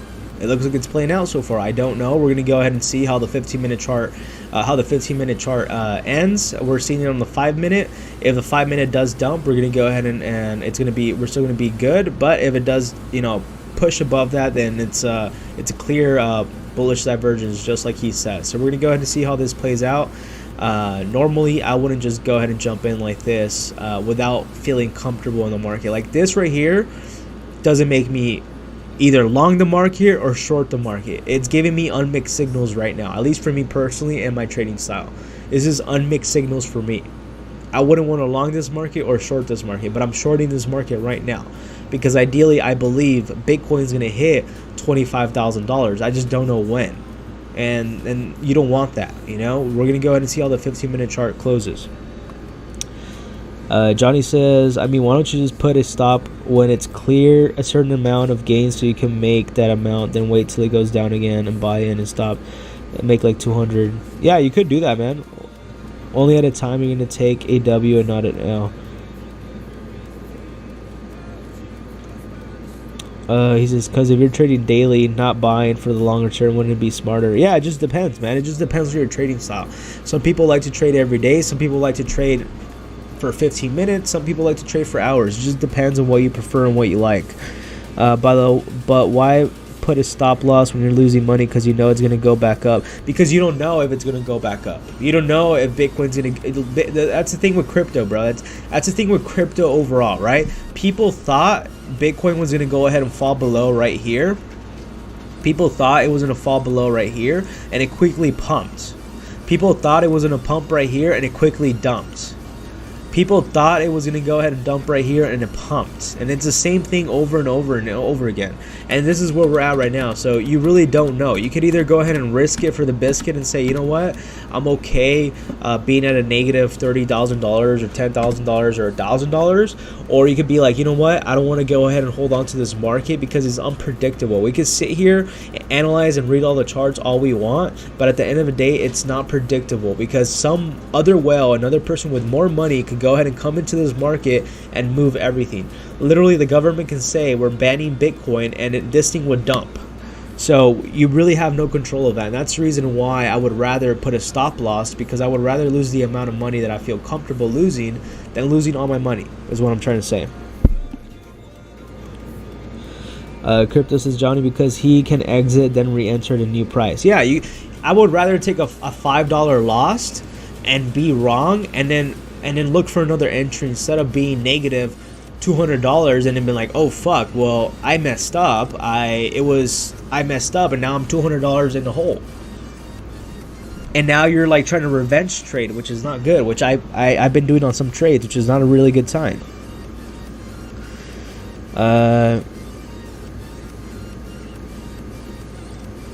Marco says, I won't join the lives anymore because I'm leaving for Asia for this week and you'll be streaming at like 4 a.m. for me. That's crazy, bro. How long are you going to be there? Are you moving out there? That's pretty cool. Sucks to not see you here anymore, but I'm sure we'll still come across each other. What part of Asia are you going to?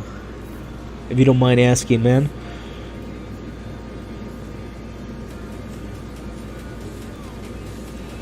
Crypto Lieback said, I saw the divergence after you showed the maze, but I already said I felt it was going to retrace back to the next supply zone. I'm not looking at the chart. Should have looked the other time frames. Yeah, 100%, bro. I didn't look at the time frames either, man.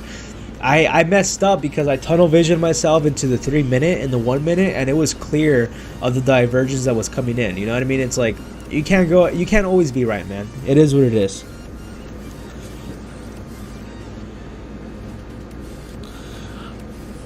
Crypto Lieback says, EMA cross MACD oversold. We're screaming at me in my face. 100%, bro. Honestly, didn't think about that. Yeah, Johnny, that's kind of the thing about trading. It's very, very simple, but it's really not, because you can't predict any of this. Like imagine the guy that was buying these areas right here. Imagine the guy that was saying, I think Bitcoin's gonna hit $40,000, and I don't think it would ever go ahead and dump below that. Well, check this out. If he bought in right here and he had margin call, which means, or a liquidation call, or whatever it's called. What is it called? Liquidation. That's what it's called. Liquidation is pretty much like if a price falls below a price, you automatically lose all your money. So you have $10,000 in there and a price of Bitcoin falls below that, you lose all your money. And this is the reason why putting stop losses is very, very important, because if this guy had a liquidation at a certain price, this price right here, Bitcoin went as low as 26,085. And if his liquidation was right here, which this wick right here, guys, this giant wick that you see, this is a liquidation graph. They stopped everybody out, and a lot of people lost a shitload of freaking money right here because they didn't put a stop loss, or maybe they did put a stop loss, or maybe it triggered the liquidation point, which is the reason why I always suggest I would rather lose. If I was trading with a huge amount, I'm trading with $20,000 or $10,000, I would rather lose $1,000 or $300 instead of losing $20,000, right? And obviously nobody wants to lose, but I think that the problem is when it comes to trading is that sometimes we don't want to accept that we're wrong. And that's a similar thing when it comes to gambling, right? It's like you're winning money when you're gambling, and you're like, oh shit, I'm on a hot streak, and you keep on going, you keep on putting more, and eventually you freaking lose everything. It's the same thing with the crypto market. It's the same thing. That sucks, Marco. I hope you have a good time in Asia, man. I really do hope you have a good time in Asia. He said he'll be there for about a year, gonna hop countries every couple of months. That's pretty cool, man. I think you told me it was because of your career, right? You were gonna be going to different countries for your career. That's pretty cool. Tillery, we in the building, still at work. What's up, bro? How's it going, man? We need a 420 token. I thought there was already a lot of 420 tokens. Don't you guys think? That kind of sucks, Marco. Hopefully I still see you around next year then, man. If you could at least join us on the lives.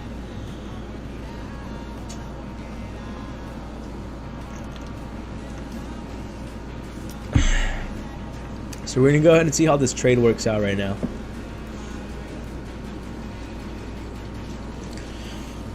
I just want to go ahead and see like a massive like dump, dude. Like I just want you guys to go ahead and see that. How crazy these dumps usually are. Yeah, man. I haven't seen Tillery in a while, bro. How was work today, man? Oh, we're pumping. We're pumping. I'm thinking if I should just go ahead and put my stop loss at 26,170, man, and just call it a day. I didn't see your comment, man. What'd you say?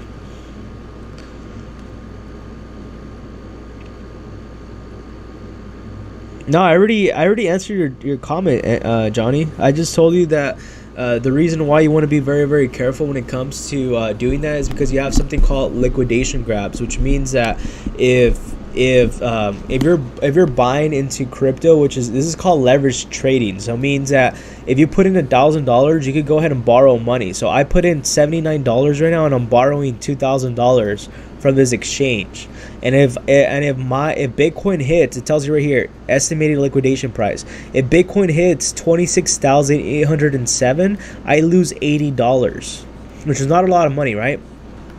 But I still lose $80. It's like, would you really lose $5 because you're wrong, or would you rather lose $80 because you just didn't want to lose money at all? It's like, I would rather lose $5 instead of $80, you know.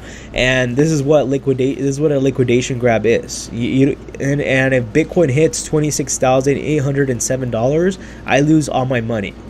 But if I only put in that stop loss, I only lose $5. So right now with leverage, you could go ahead and put in an amount of money that you want. You pretty much borrow money from the exchange. So my $80, they let me borrow $2,740. It just depends. And no, you can't take out that money. It's like you have to trade with it. They let you borrow the money to trade, pretty much. Kind of look at it as a credit card. Yeah, Tillery is here, bro. It's the homie Tillery. Marco says, I wish you lots of growth, and we'll be watching some of your recorded live streams. Thank you, bro. I really do appreciate you, man. You've been a really long-term supporter of this channel since the Pepe days, right? It almost feels kind of long. I really do appreciate you a lot, man, and I hope that you have a really great time in Asia. Maybe that's my future goal. Hopefully I could go ahead and make that happen in the next bull run. I would like to move to Asia, man. Be with all the Asian girls and shit. That's definitely my goal right there.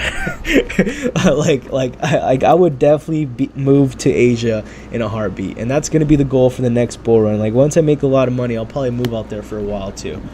I don't know, I'll probably be joining you over there, man. But let's go ahead and take a look at Pepe now that Marco mentioned it, because it might be worth taking a look at if we need to go ahead and short this market, right?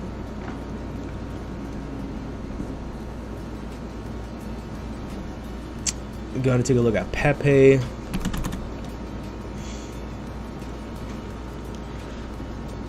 Tillery, bro. Oh, Marco's going to Asia. Marco's going to Asia, bro.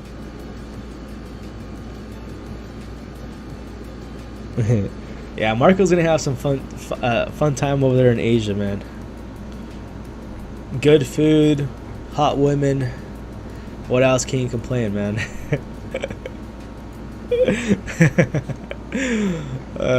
Actually, it does look like we should be shorting Pepe, to be honest, man. Oh my gosh, when did I do all these drawings?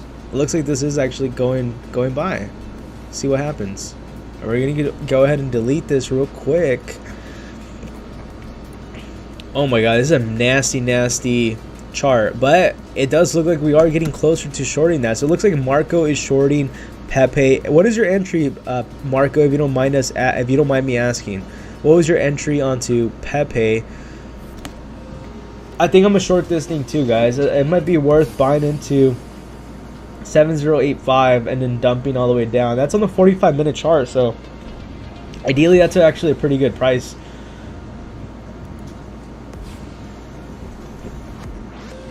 We're gonna go ahead and see how Bitcoin's doing, or else I'm gonna exit this trade, because honestly, this might be a good time just for you to break even, or just not even lose that much money.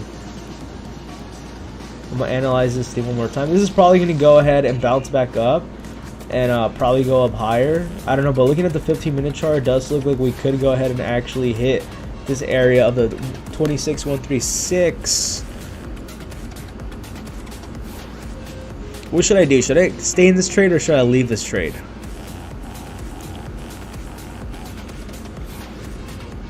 Oh, so you just shorted the current price. I might go ahead and do that right now too, man. I gotta run to the restroom real quick, guys. I'll be right back, man. Give me 1 second.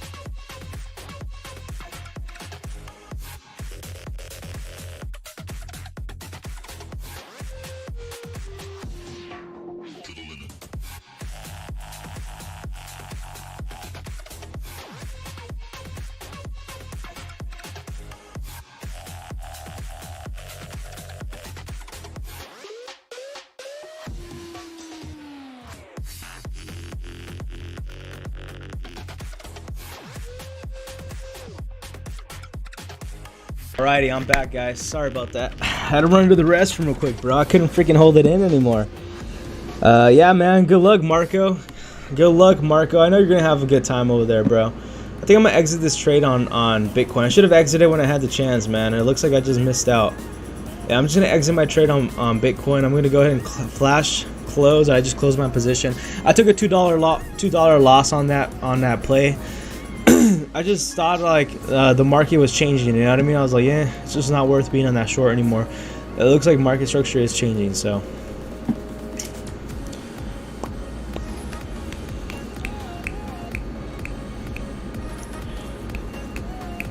What is this? Cypher B is kind of bullish right now. Let's go ahead and see that. I have about $77 left on this account, so we can literally YOLO this amount if you guys want, which is obviously not the healthiest thing to say, but you guys could go ahead and tell me other projects just like L that's telling me, bro, can you talk about Friend Tech? I've been getting asked about that a lot. Yeah, I could definitely do that. My bad. Let's go ahead and look at Cypher real quick. Let's look at Cypher. Is it on MEXC, by the way, man? Looks like it's not on MEXC, but let's go ahead and look at Cypher real quick. Cypher. What is it? Cypher B? Cypher B, Cypher B. I've never heard of Cypher B. Cypher B. Which one is it, guys? Is it this one that's wrapped with This guy says do 100x leverage. This guy's wild, man. I'll probably get liquidated as soon as I place a position, man. I'll probably get liquidated, but yes, I'm down. We gotta look for a good entry point though. Might as well like start like gambling. No, we're gonna do that. What is Cypher P, man? I don't see Cypher. What do you guys think about friend.tech though? That's my question. What do you guys think about that? I heard about it. I was gonna create an account, but I just didn't like the fact that it had to be downloaded off of off of a Play Store, and usually when apps, you have to go ahead and download apps that are not in an app store, that means they're violating some sort of terms and conditions. So that's kind of the reason why I did do it, and then I was like, you know what, I'm just not going to pull through with it. They probably took all my information anyways, but that's kind of the thing with friends.tech, is the fact that, you know, the app is pretty much unregulated, which a lot of stuff are unregulated, but I just don't know how I feel, you know, having an application on my phone that's unregulated on my phone, like me knowing that I accepted the terms, you know what I mean?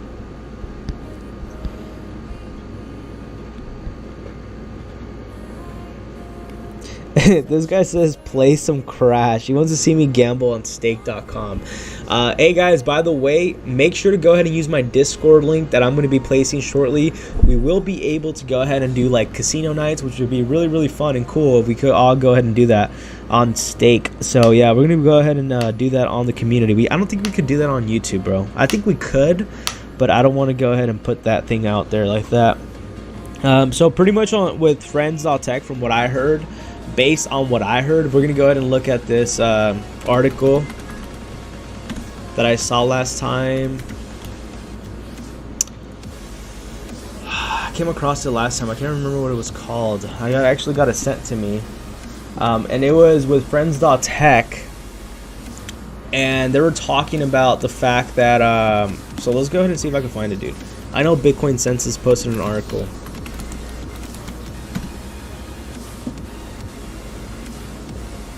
Okay, so they posted it.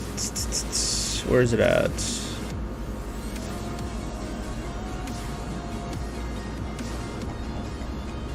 I was supposed to talk about this a while back, man, but I got really sick and I just forgot to make a video on. But I know a lot of you have been asking me about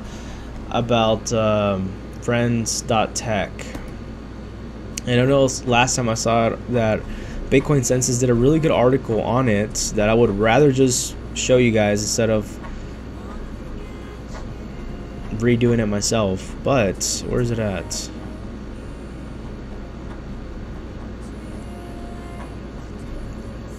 I literally had the article in my hand. Let's see if I can find it.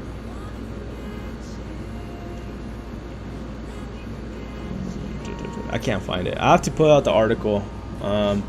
But pretty much with friends.tech, my opinion is, I think it's just overhyped. I could be wrong. I heard that you could pretty much like buy shares of like what people say, kind of like if I was to go ahead and say something and people buy the shares of what I say, and you could go ahead and resell it for a later time. I think for me, where the line kind of like I didn't hop onto the trend is the fact that I realized that you have to go ahead and download an application. Not off of the app store, so it's not on the app store. You have to download it directly on the browser of your phone, and it gets downloaded onto your phone. And usually, you know, things like that, especially when it comes with a lot of the apps such as like social media apps, the problem you really get into is that you really don't know what you're downloading in. So like as soon as I got it, I kind of realized like, dude, you know what, like I don't know what this company does. I don't know what it is. So for that reason, I'm going to go ahead and delete it. So I deleted the app and I never really got to use it. But the thing is that when it comes to downloading apps that are off of the app store and they're not actually in the app store, is because they're unregulated. They're not following some guidelines, whether that's privacy guidelines. When it comes to app stores, you have to go ahead and follow rules of things in order to go ahead and get qualified to get listed on the app store. It's not always the case. I know some probably do some stuff behind the scenes that could go ahead and take your data, but with friends.tech, like, how are they really making money, man? If you really go ahead and consider and ask yourself a question, how is friends.tech making money? Besides them allowing you to go ahead and share your content if you want, and then they take a fee. I don't know, maybe they're selling your data too. Maybe we are the guinea pigs when it comes to that, you know? And that's kind of the reason why I haven't touched friends.tech. And there's sometimes times in lives there's some times that you don't want to always be a part of everything, right? You only want to be part of things that you want, you believe in, and you truly like. And friends.tech is one of those where I'm like kind of hitting myself in the head. It's like, do I really want to go ahead and do this? But if you really think about it, it's like you don't know what you're downloading onto your phone. It could have some kind of malware in the background that like literally harvests all your data and they resell it, and they're making money off of you that way. Or you don't know if they have anything related to crypto, where if you're dealing with anything on crypto, now they have access to your back-end phone.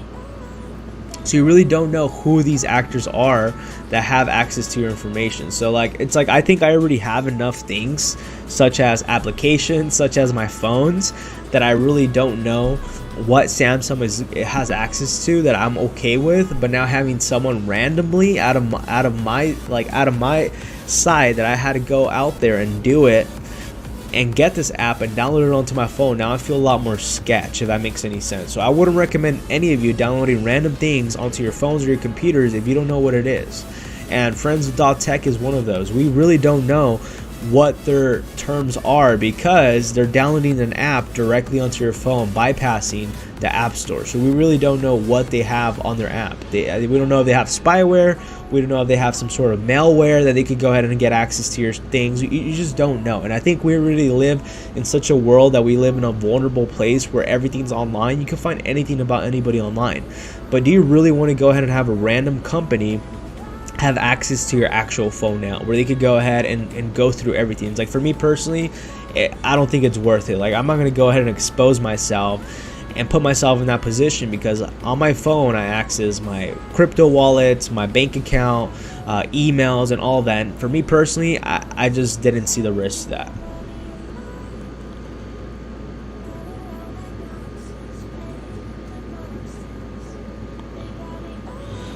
Let's go ahead and see this. I think it's a new platform, so it's risky. 100%, man. I agree with you too. I'm with Marco. The market crashed today. Pyramid scheme. Yeah, the market is a pyramid scheme. These actors who got hacked 8 million yesterday. Really? No way. That's insane, but everything's okay now. Everything's okay now. Let's go ahead and see this. 8 million. This is the kind of thing that happens in crypto all the time, man.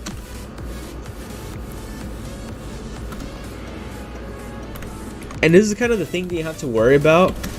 That, like, let's say, for example, if you work, like, let's say you worked at an exchange like this, right? Or like, let's say you work at a corporate company or you have a business and you're downloading random apps like friends.tech. This is the kind of BS they could do to you. They could go ahead and hack your website. They could go ahead and hack stuff like this because you're downloading literally malicious things without you really knowing.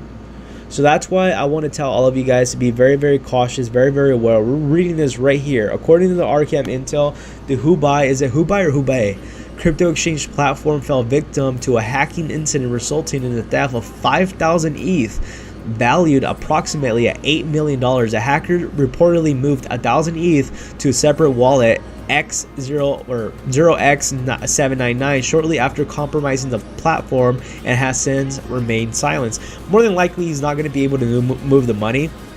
That's the thing that happens with cryptocurrencies. You can go ahead and track this very, very easily. Some people might be able to move their money, most of them won't, and it might become useless. But we're going to go ahead and see what really happens. But this is a common thing that happens in this space, you know. Money, to be very, very careful with what kind of applications you download onto your phone, because if you get hacked, good luck going to the police, man. They're not going to say anything to you. They're going to be like, oh, you downloaded a random app on your phone called friends.tech and you got hacked. Oh well, buddy.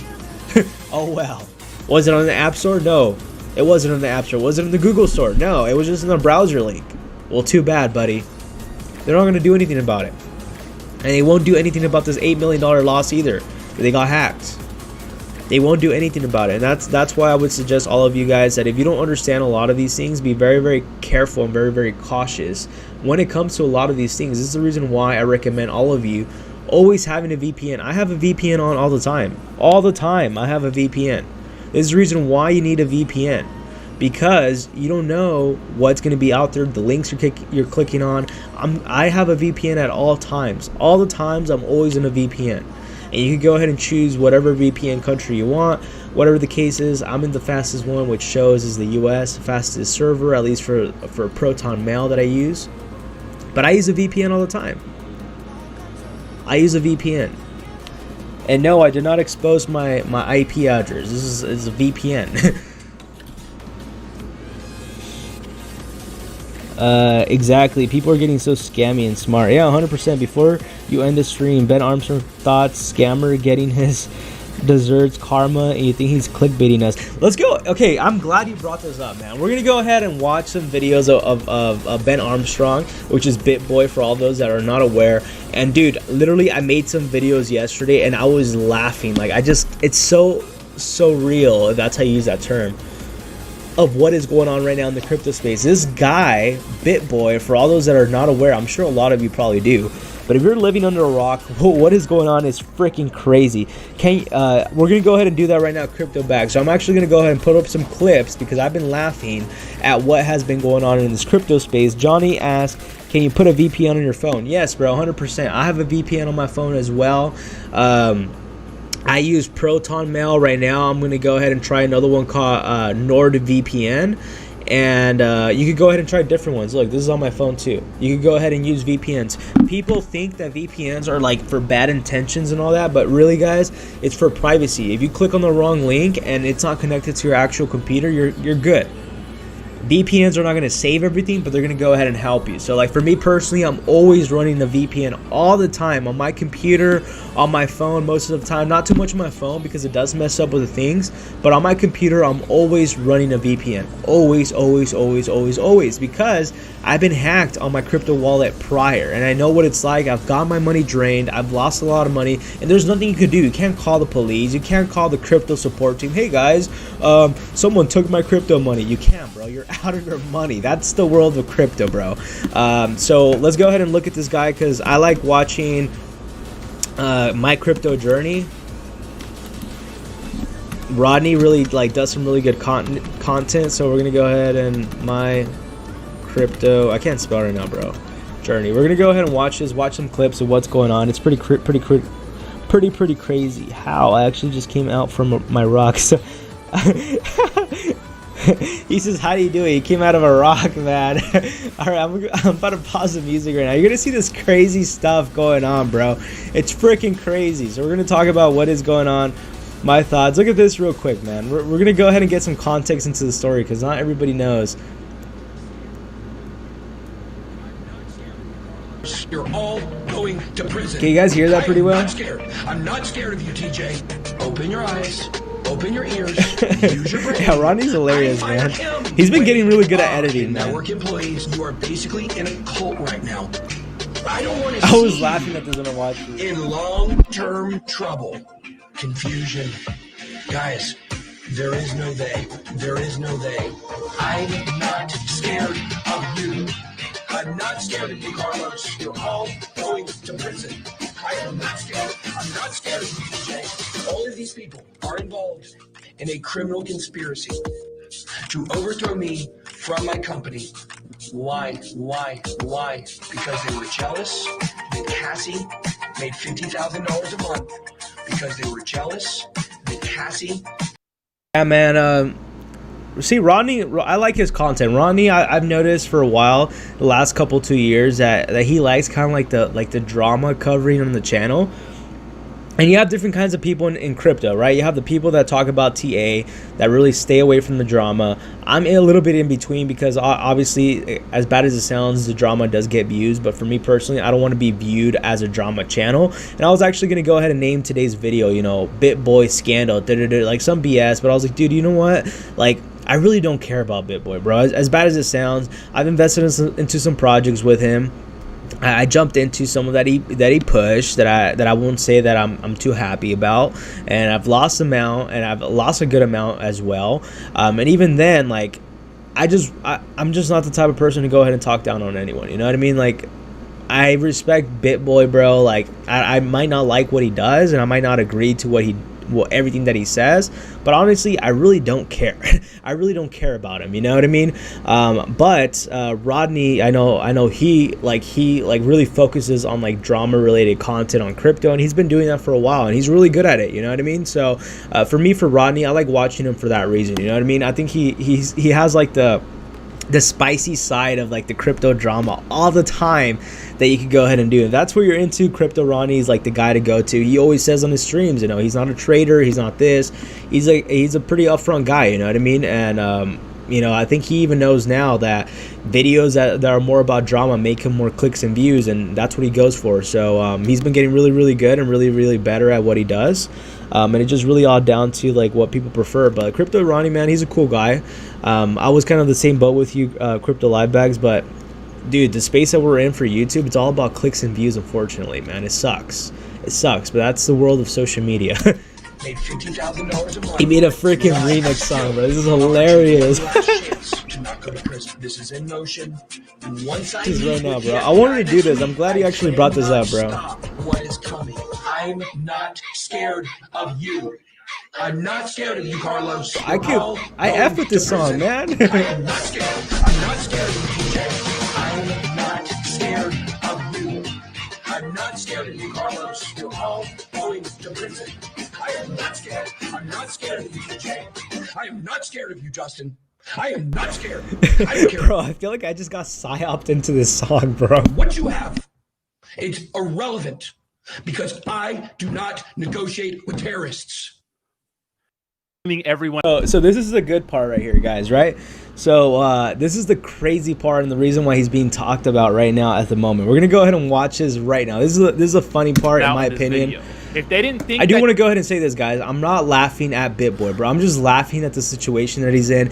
He's old to begin with. He's pretty old in my opinion. Like, he's a grown-ass man, bro. Like he's like 40. He has a family, and like he's stirring up all this drama. He's just in a really shitty situation, bro, that he digs himself into every freaking time. And I just can't help but like laugh at the situation, bro. I'm not laughing at him. I'm just laughing that I really can't believe like the BS and lies and like the situation that he puts himself into being 40 years old. Like I could expect this from someone being under 20 years, and even then I'll question it. But like him being 40 with a wife and doing the mistakes that he's doing publicly, and publicly embarrassing himself in front of everybody, plus making the situation worse than what it already is, it's just like comical, bro. You just can't believe it. And that's why I laugh at this. I'm not laughing at him. I just want to go ahead and say that. Yeah, it looks like he has been off his meds. Look at this. Now, right? Ear drummers, some people call them. Mannequin challenge. We also have Miley Cyrus, Wiz Khalifa. Mike Will Made It is a great producer. And I'm going to say this. I'm going to say a lot of stuff about Mike Will Made It, but I don't believe a bit of it. I believe Carlos has made it all up. I don't think Mike Will Made It needs any hate for this, or his dad. He was involved in this too. I think these are actually maybe good people. I talked to one of Carlos's associates, and they told me they had no idea. Oh, I've always, you've seen all my videos. I've been neutral about Ben, and I've kind of stayed away from the drama, and I try to. But like, dude, I was literally making a video yesterday, and I was laughing. I was like, dude, like, this guy's just putting himself in a worse situation than he should be. It's like, bro, like, just get off the camera, go like far away, go to the woods, literally be in a cabin and forget about all this social media stuff. Like, he's literally like, I think he's like so much into the clout now that every opportunity he finds is just clout chasing, and he's just addicted to the attention, whether it's good or bad. And obviously it's good for his channel, but I think eventually over time it's not going to be the same, man. I mean, this guy has done some mistakes that I'm sure everybody has done, but when you're doing publicly, bro, and you act like this publicly, and you're a public figure in his, like, he's done so much stuff, dude, that it's just so laughable at this point, bro. And I'm not laughing at him. I wish him the best, but like the positions that he puts himself into, I can't feel bad for the guy, man. He's 40, bro. Like, come on.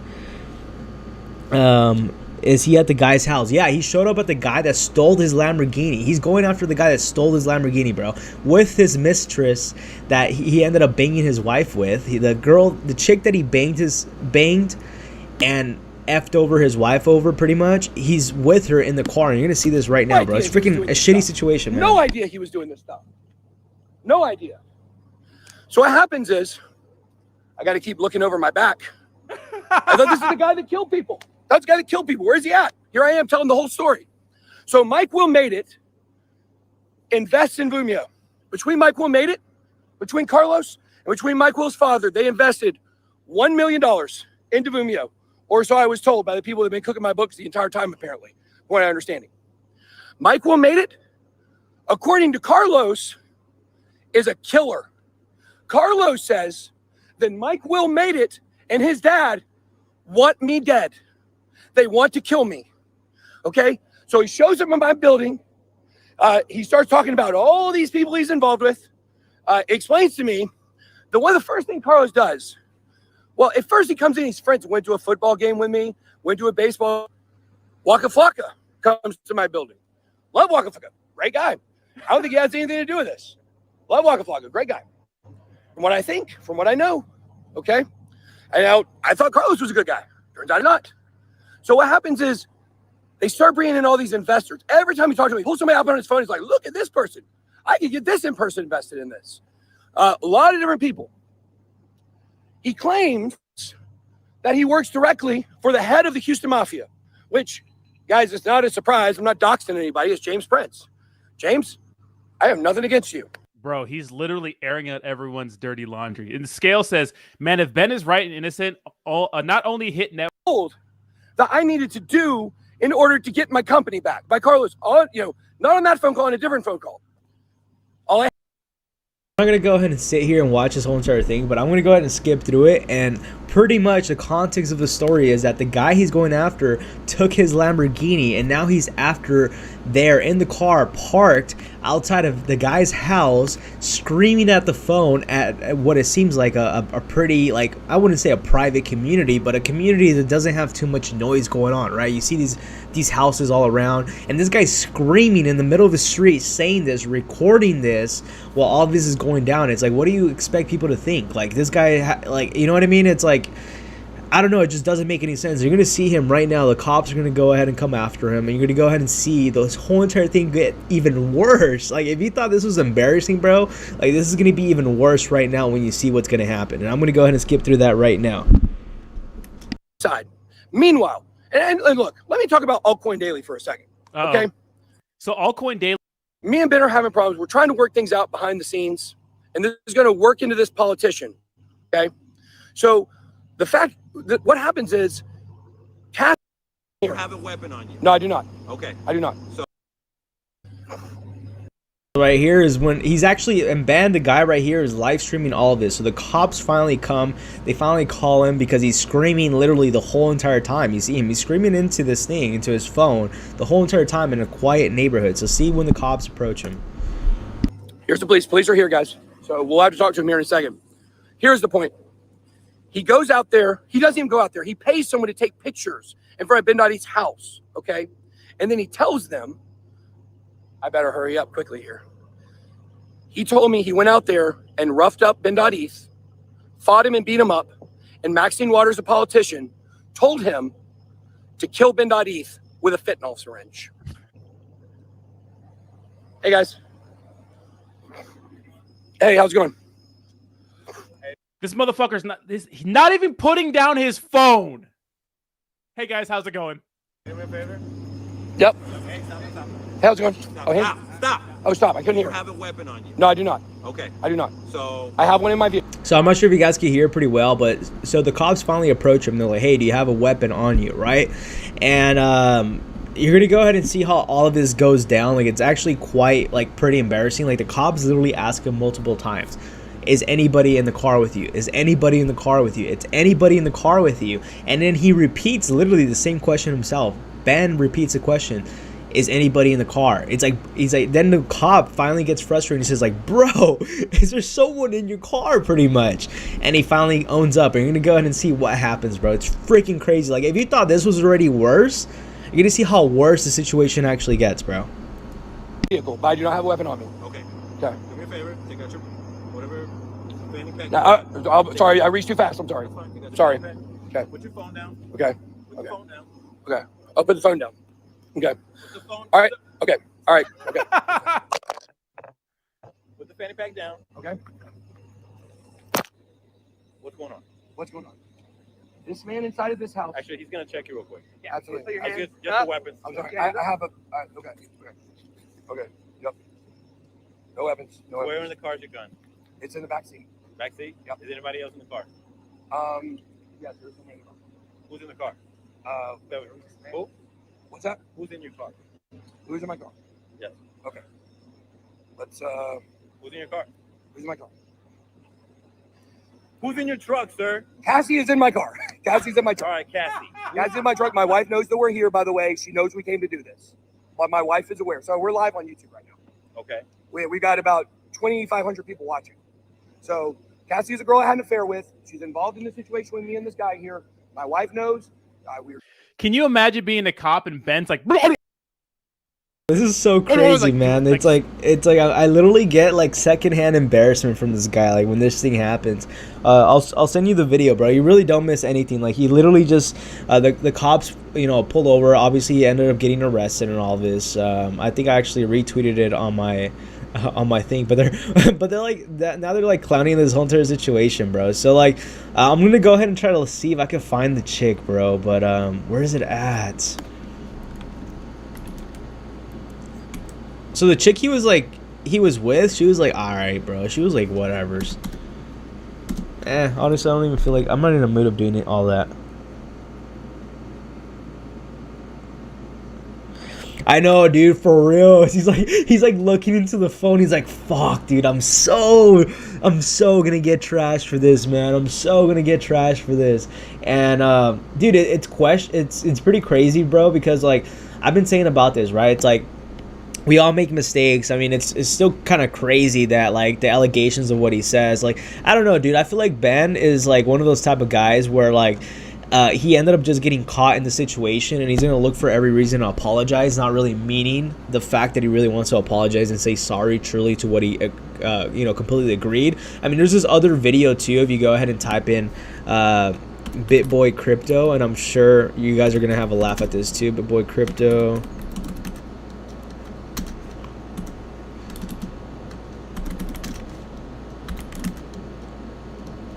There's this one chick he gets mad at a conference, and he starts screaming at her, bro. It's like this is the reason why you can't really like feel bad for this guy. So this is the girl he was cheating on with. That was like the COO, the chief operating officer at the company that he works with.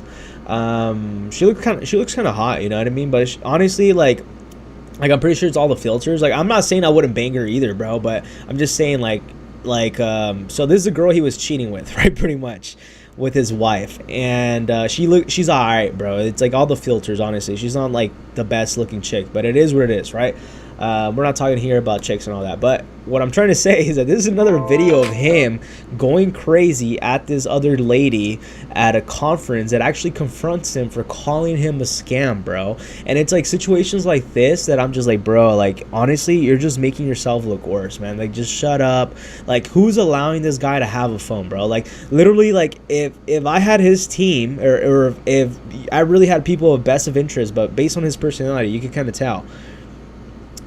This guy has to go ahead and run off to the freaking mountains, stay locked down, and not have any internet access, bro. Like he's making himself look worse every freaking day, bro. Like every day he makes himself look worse. Every day, over and over and over and over again. Like he's been doing this for the past 2 years already, almost a year and a half, and it was about time that this finally happened, right?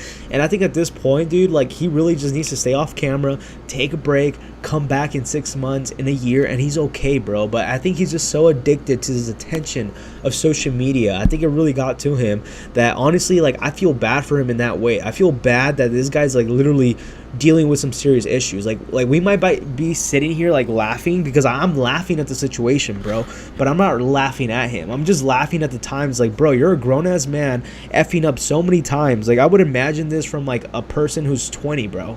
Someone who's like barely like getting success in their life, or finally getting money, bro. But he's 40, bro. You got caught cheating on your wife. You ended up making the situation worse than it should have. Like it should have just stayed there like the way it was, but you make every situation look worse, bro. And it's just like you can't feel bad for him when he's lying on camera, and then the opposite thing happens, man. It's like, bro, you're freaking crazy, man. Look at this. Yeah.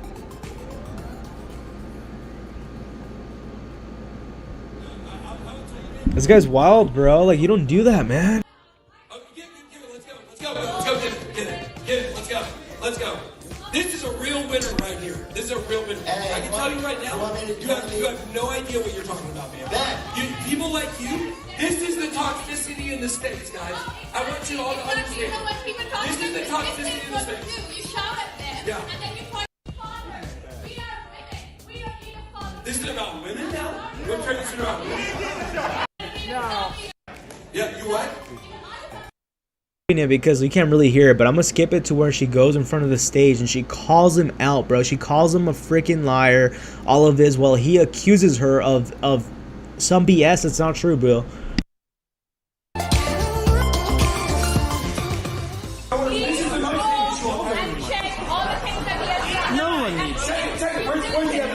Let's hear it. Where's the evidence? Where's the evidence? Give the evidence. Give the evidence. This is your moment. Prove baby. Show me an sheet. Show me an sheet and say that's evidence. All right, let's go and see, right? So guys, we can just go and check with all the Bring the context of the video of what's going on. She calls him out for being a scammer. She calls him out that for every project that he's promoted on his page, it has literally gone to zero, and these have been actually like you really like legit scams from what it seems like.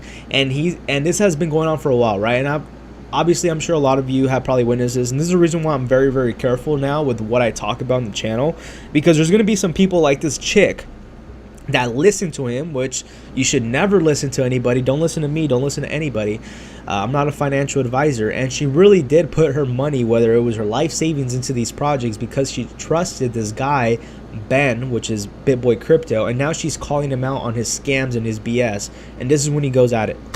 evidence posted by SAC XP. A threat from a year ago. It doesn't matter whether it's a year ago, right? Yeah, hold on. When you do Please this, go and check all the evidence. okay, so you're traumatized. You're traumatized. You're traumatized. Okay. Can you let me complete now?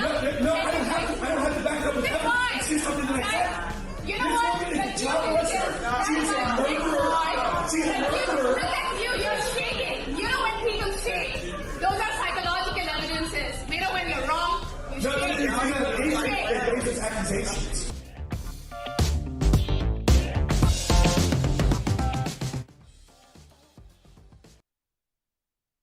I just like, I literally get secondhand embarrassment from this guy. I'm just like, bro, like, just shut up, man. just go hide. And this is one of the evidence that she's showing, you know, what they usually charge. I think it was like 40,000 or something like that, whatever the case is. It doesn't matter what he charges, right?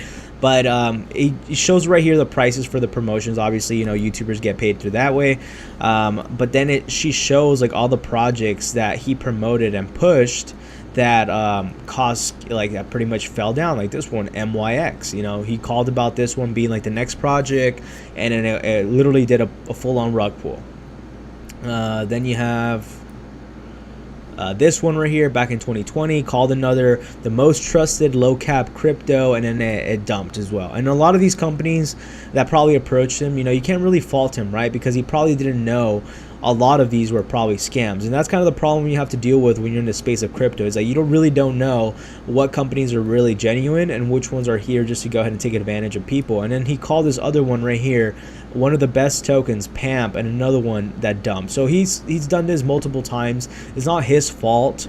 I wouldn't say 100%, because I've talked about some projects, for example, that have gone to zero, that have been pure scams, and that's because that's a space that we're in crypto, right? You really can't go ahead and know which one's going to be a scam or not. But some of the projects that he was like just talking about just were very sketchy to begin with, right? So that's why people are there as questionable. But you know, we all have to make money, and like I said, it just all depends on like the people's, you know, willingness to go ahead and do things. I get offers all the time from companies, from projects that want me to promote their token. I decline them, you know, because for me, I would rather go ahead, and I really don't look too much into the money side. I look more into the longer term and sustainability of the brand that I'm building right now, and that's what I care about the most. But if you just go ahead and brush that out, I think even if let's just go ahead and say that it wasn't his fault, right? Let's just say you can't, you know, predict when a project's gonna go ahead and rug pull. The thing is that the way he responded to the chick just was not good in his end, bro. It just wasn't good. It just didn't look good in his end. Like, if he would have just stayed quiet and said, you know what, I did promote those projects, I took an L, I didn't know they were scams, I did get paid, and it is what it is. Let me move on with my life and just accept that he was wrong. But he had every reason and everything else to go ahead and say that it wasn't his fault, when it was clearly his fault. He clearly promoted the projects.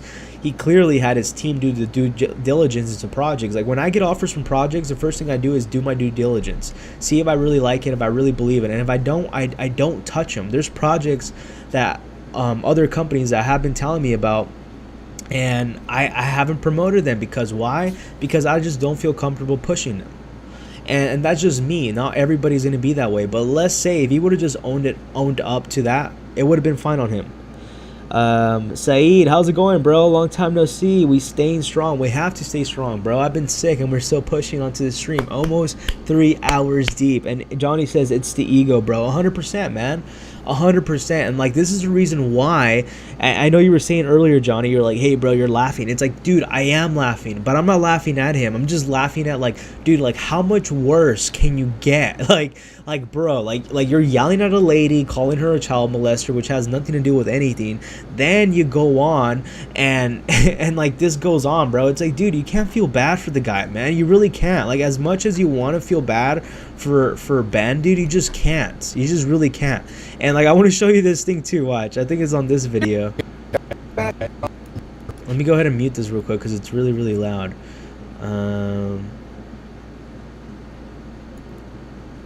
There's this one part where he, like, and then he begins calling every other influencer out, bro. It's like, dude, it's like, you just can't feel bad for the guy, man. I'm gonna be honest with you. You just can't. It's just like kind of almost funny at this point. It's like, bro, like, how can you start effing up a little bit more, man? Like, come on.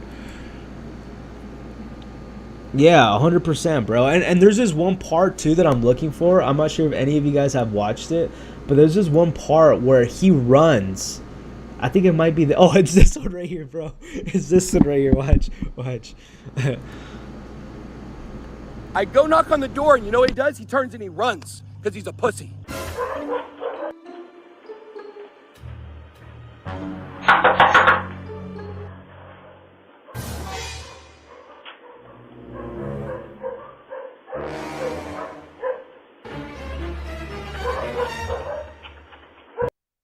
You guys see that, bro? He just called him that, and then you just actually see him running. It's actually him. It's not the guy. It's him. Like, and you're just seeing him like get caught in every lie after lie after lie, bro. He's getting exposed every minute. Every time he says and talks, he's always getting exposed. So it just gets worse. And he titled this "Ben Armstrong Lies Again," leaked video.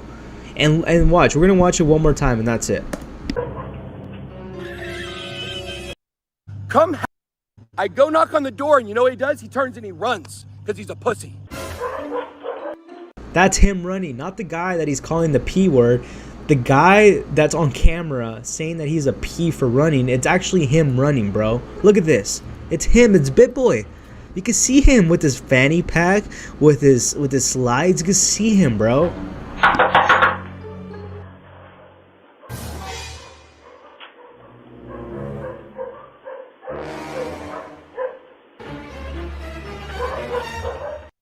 I just can't, like, I just can't take this guy serious anymore, man. I swear, like, I really wish the guy the best.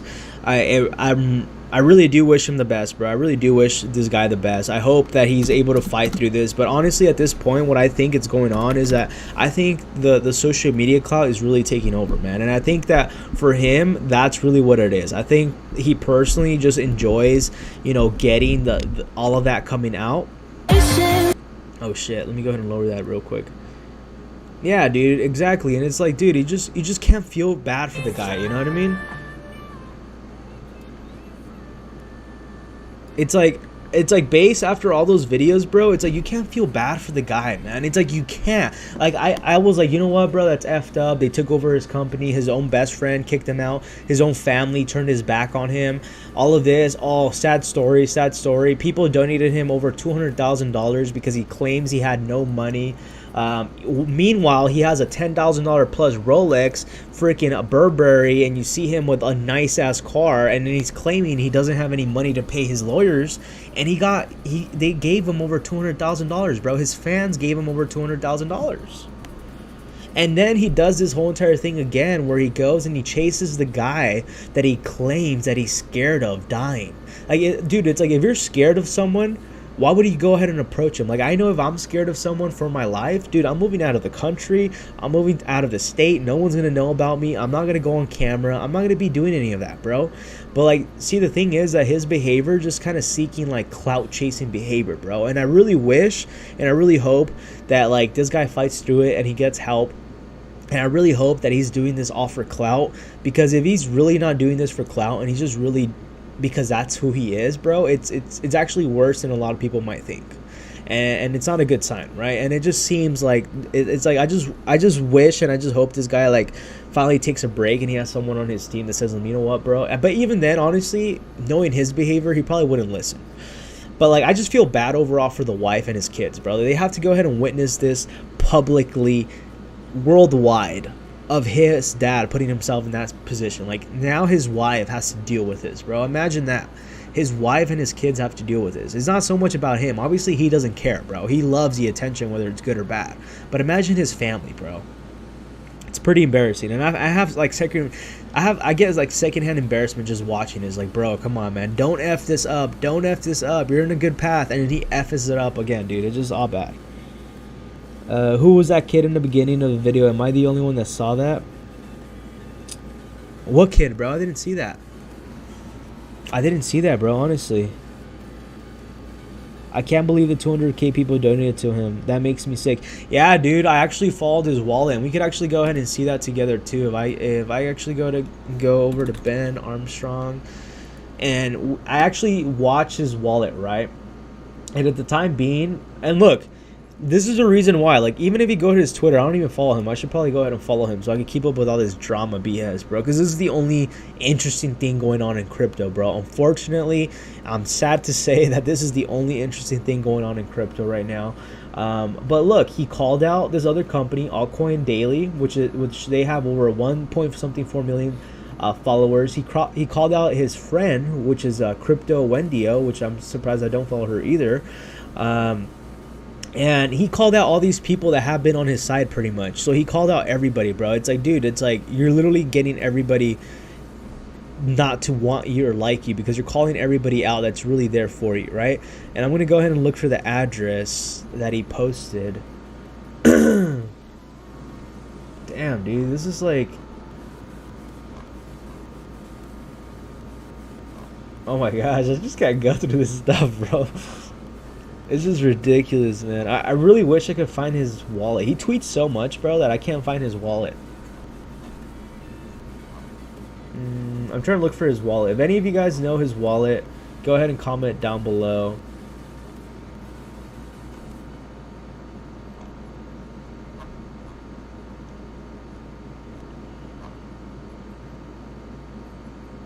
This is with Beep Token, bro. He actually retweeted this. That's funny. Let me go ahead and see this, bro. I don't know, man. Honestly, to me, it's just like a whole bunch of like grown-ass men like seeking clout chasing. It's just out of the mind. But it's the world of crypto, or not just crypto. It's a world of social media today, bro. You really can't say much about it. Like, I just can't sit here and be like, I just hope I don't get to a point like that where I would rather have clout chasing clouts over my my morals. I don't know how people do this stuff, but like, dude, to me, it's like, dude, it's like I can't find the address, but people donated over $200,000 to Ben because he can't afford lawyer fees while he pulls up to the house in a nice car. He's wearing a Rolex. He has Gucci glasses. You're telling me that he doesn't have money for a lawyer, bro? Like, come on, man. And then plus the chick that he was with, his girlfriend, not his wife, his girlfriend, Casey, she was getting over $50,000 a month from that stake deal. Like, why couldn't she come up with some money? Like if she's a real one, why doesn't she give him money, bro? Like, that's what I would test a female at that level, bro. If I was in a situation like this, I'd be like, hey, look, I helped you out in this situation. Let me go ahead and get some money, or go ahead and pay for my lawyer. Like, that's the best you could go ahead and do, in my opinion. I don't know. Oh, his wallet is on his YouTube page.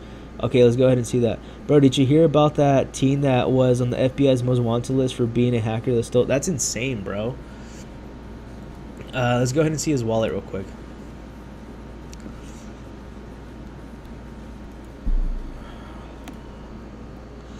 I didn't see that, Johnny. That's insane, man. That's insane.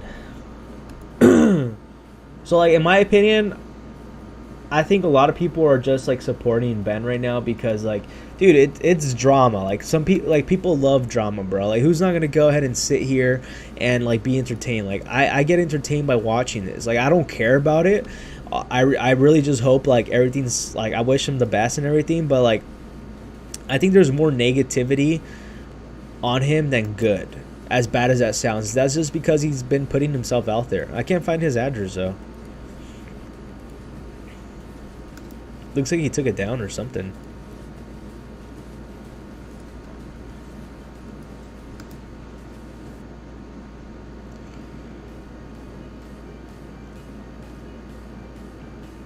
Look, he's like, oh, I don't have any lawyer fees, but look at my house and look at my $10,000 plus Rolex.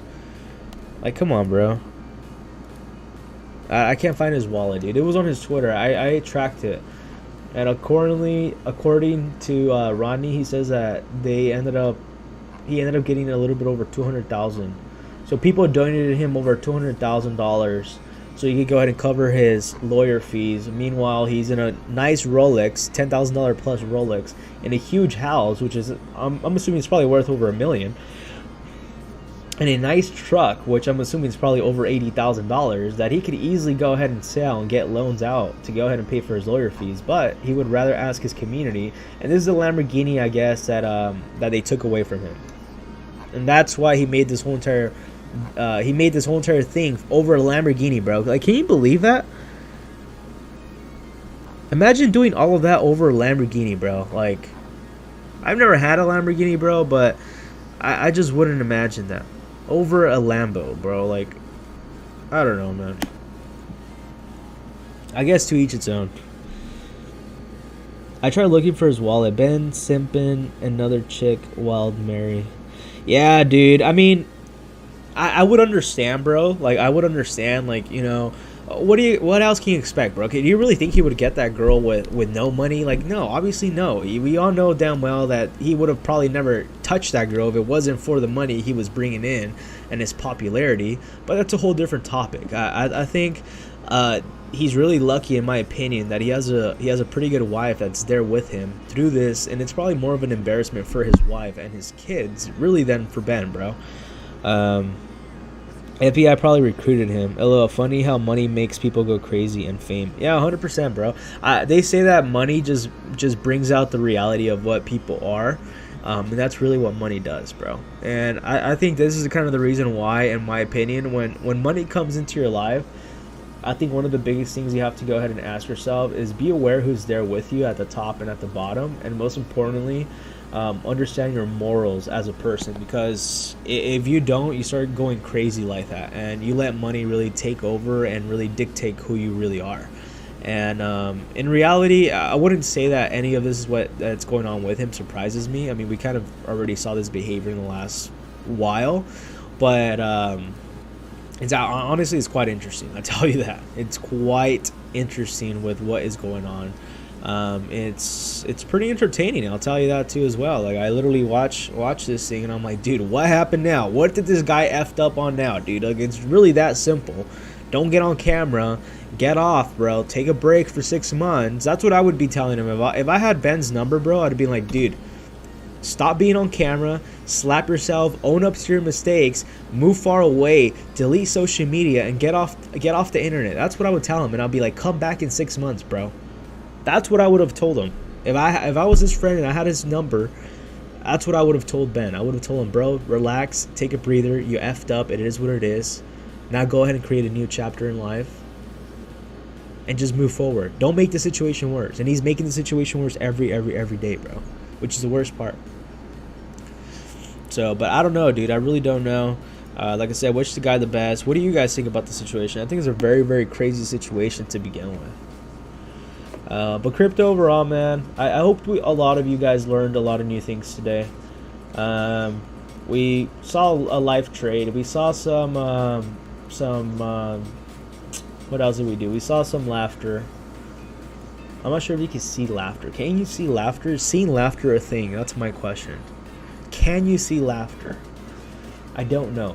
But there's another game that I've been looking at that I've been telling all of you guys. So I'm going to be on the lookout for this game right here called MCRT, Magic Craft. And I don't know. I want to go ahead and get more into like the metaverse gaming and kind of like live stream like metaverse gaming, like a way to go ahead and make money while you're streaming and or gaming and, you know, still involved in the crypto space. So I just been kind of looking for new ideas and new topics to come out with content ideas. For me personally, I would like to go ahead and stay away from all this drama going on with the crypto space. Like for BitBoy, like obviously I'm going to go ahead and do some videos here and there, just for the views, to go ahead and see if we capture any new faces into the channel.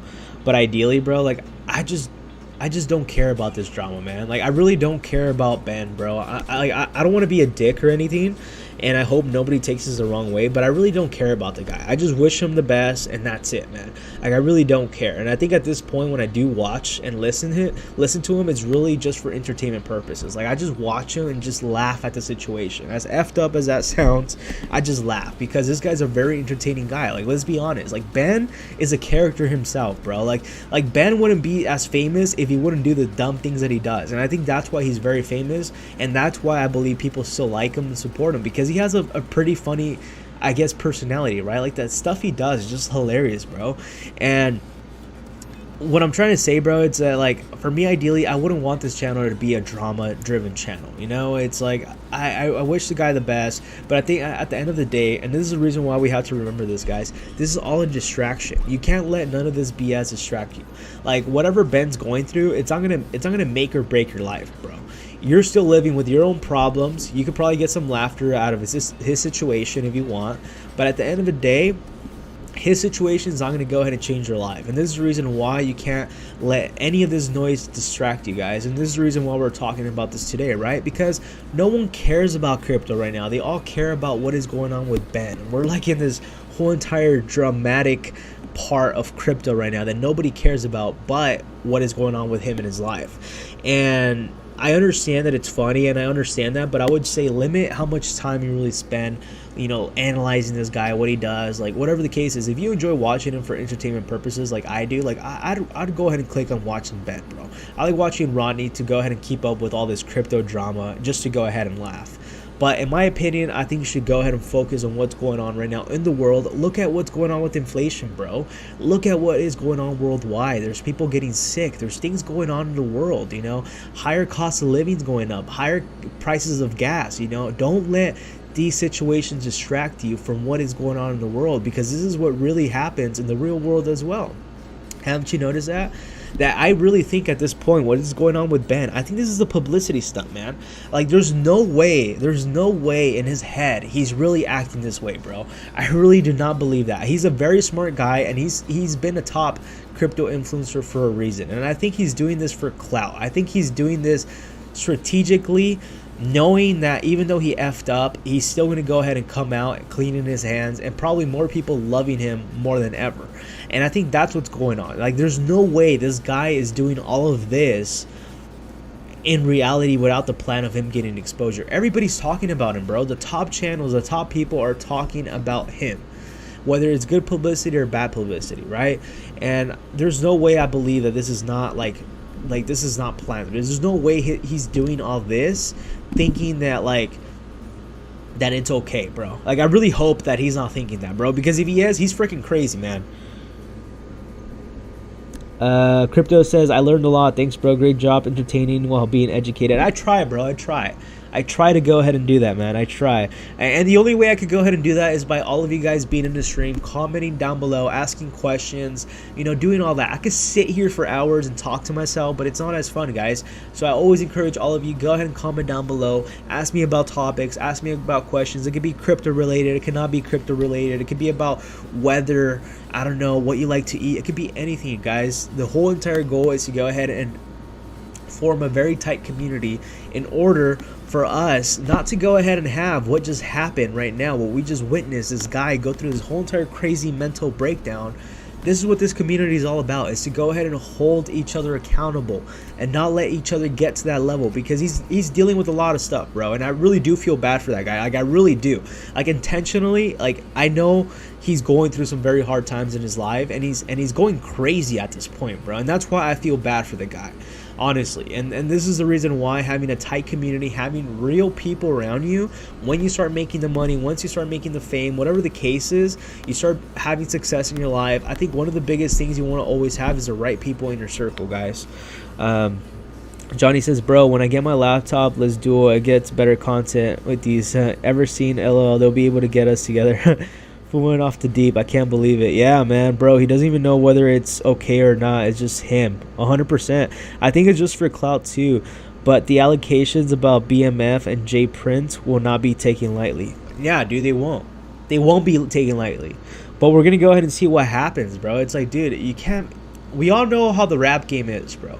If you're really in the rap industry or you're in the industry of that kind of things, like, that's no game, bro. And I'm not gonna say much about it because I know what's up. But it's an interesting side, man. I'll tell you that. And there really is things, especially in the industry as you go bigger. There is things, there is rules you have to go ahead and follow. You can't just bluntly go ahead and start stirring up lies and saying crazy stuff, bro. You really can't. For real, they're gonna whack him. I don't think they're gonna whack him, bro. But I wouldn't be surprised if they come up with this whole entire crazy story about him, like, ODing or something like that. Because, like, apparently, like if you go ahead and see this video, watch.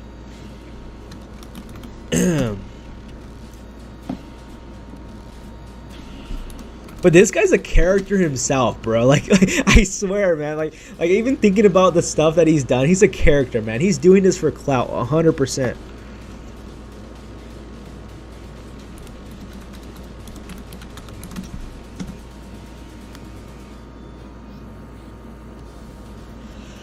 I wonder if this is the video. Is this the video that he ended up posting?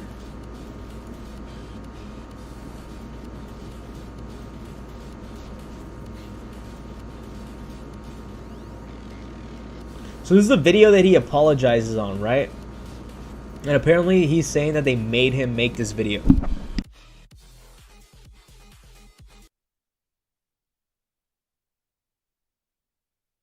Removal, we believe it does shed some light on some of those issues.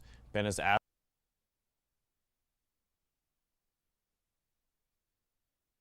us to share this video with you now. Sorry, the Bit Squad. I know I let people down. I know that. I've let my family down. I've let the Bit Squad down. I've let everybody down. I failed. I was so strong for so long. I've been at rock bottom before. I know what it feels like. I'm there again. So, the word relapse is an interesting word because I think the way I interpret it and the way other people may have interpreted it are not the same. I haven't done cocaine, haven't done meth, haven't done drugs like that.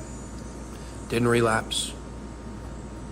But I've been taking diet pills and I've been taking some steroids, some stuff that I thought was helping me. It helped me get my body in shape. You guys know I was very out of shape. I was doing everything I can. I had no fear. I did. And I know that I have a family brand. That's my brand. Family. And this is my family. And I had an affair. And it went on for a while. What sets family more than staying together when you go through something like this? And we're going to stay together.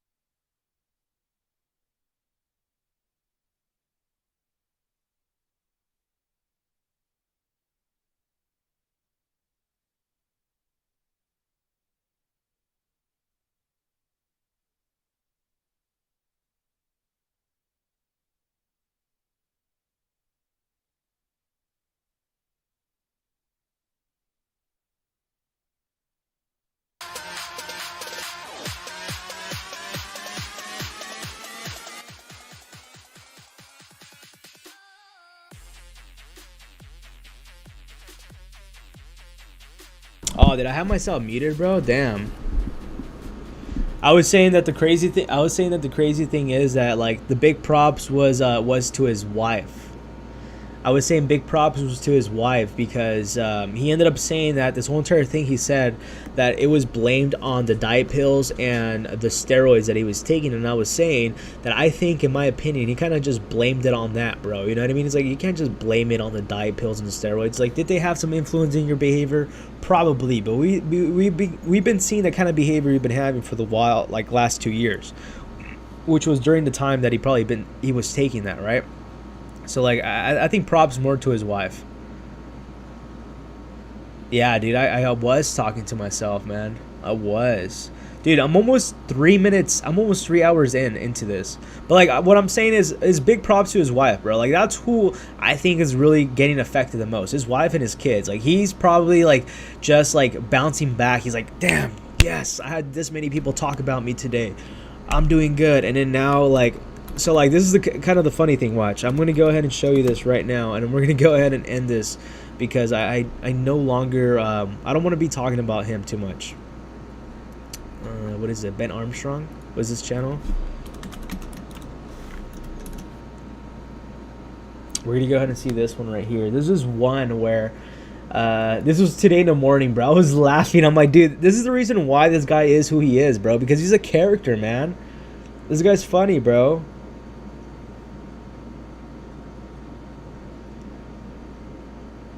Look at this. I'm not sure if you guys are going to be able to hear what he's going to say right here. Oh, look at this. An inmate at the county correctional facility. All phone calls are subject to recording and monitoring.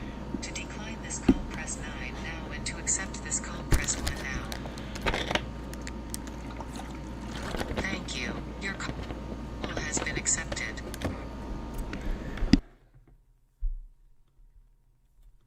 Hey guys, it's me. Look at this guy, dude.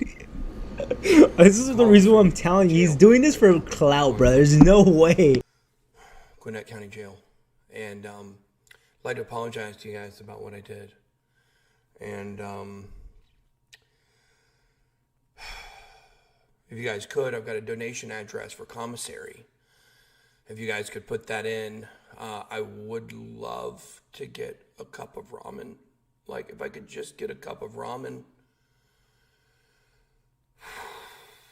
If I could just get a cup of ramen. And if I could just make one of those jail burritos. You guys know what I'm talking about. The guys who know what I'm talking about know what I'm talking about. Oh, like yeah, you have to say at this point, like, yeah, this guy's taking all this shit lightly, man. He's taking this as a joke. This is the reason why I'm saying, like, dude, like, this guy's entertaining to watch, bro. The kind of BS that he does is like, dude, he has to be doing this for clout. And we're gonna go ahead and see how this coming up, you know, next coming weeks, what goes on and what really happens. Crypto Liveback says, hello, have a great night, boss. Hope I catch you tomorrow. Really great alpha drop today. I appreciate you for tuning in today, Crypto Liveback. I'll see you tomorrow. I'll be going live around the same time that you hopped in. I'm getting off live as well in a couple minutes. So I really appreciate you for tuning in, bro. Had a good time with you and all of you guys. Right now we're 2 hours and 56 minutes in. I'm about to go ahead and end this stream in about 3 minutes, just to go ahead and make it, you know, just to go ahead and make it at 3 hours, you know, just so I could go ahead and say I went through a 3-hour stream today. You know, it was all through the help of Dubby, man. Dubby was the reason why. I took 2 drinks of Dubby, and that's why I was able to go ahead and hold through this stream, despite how bad I really felt.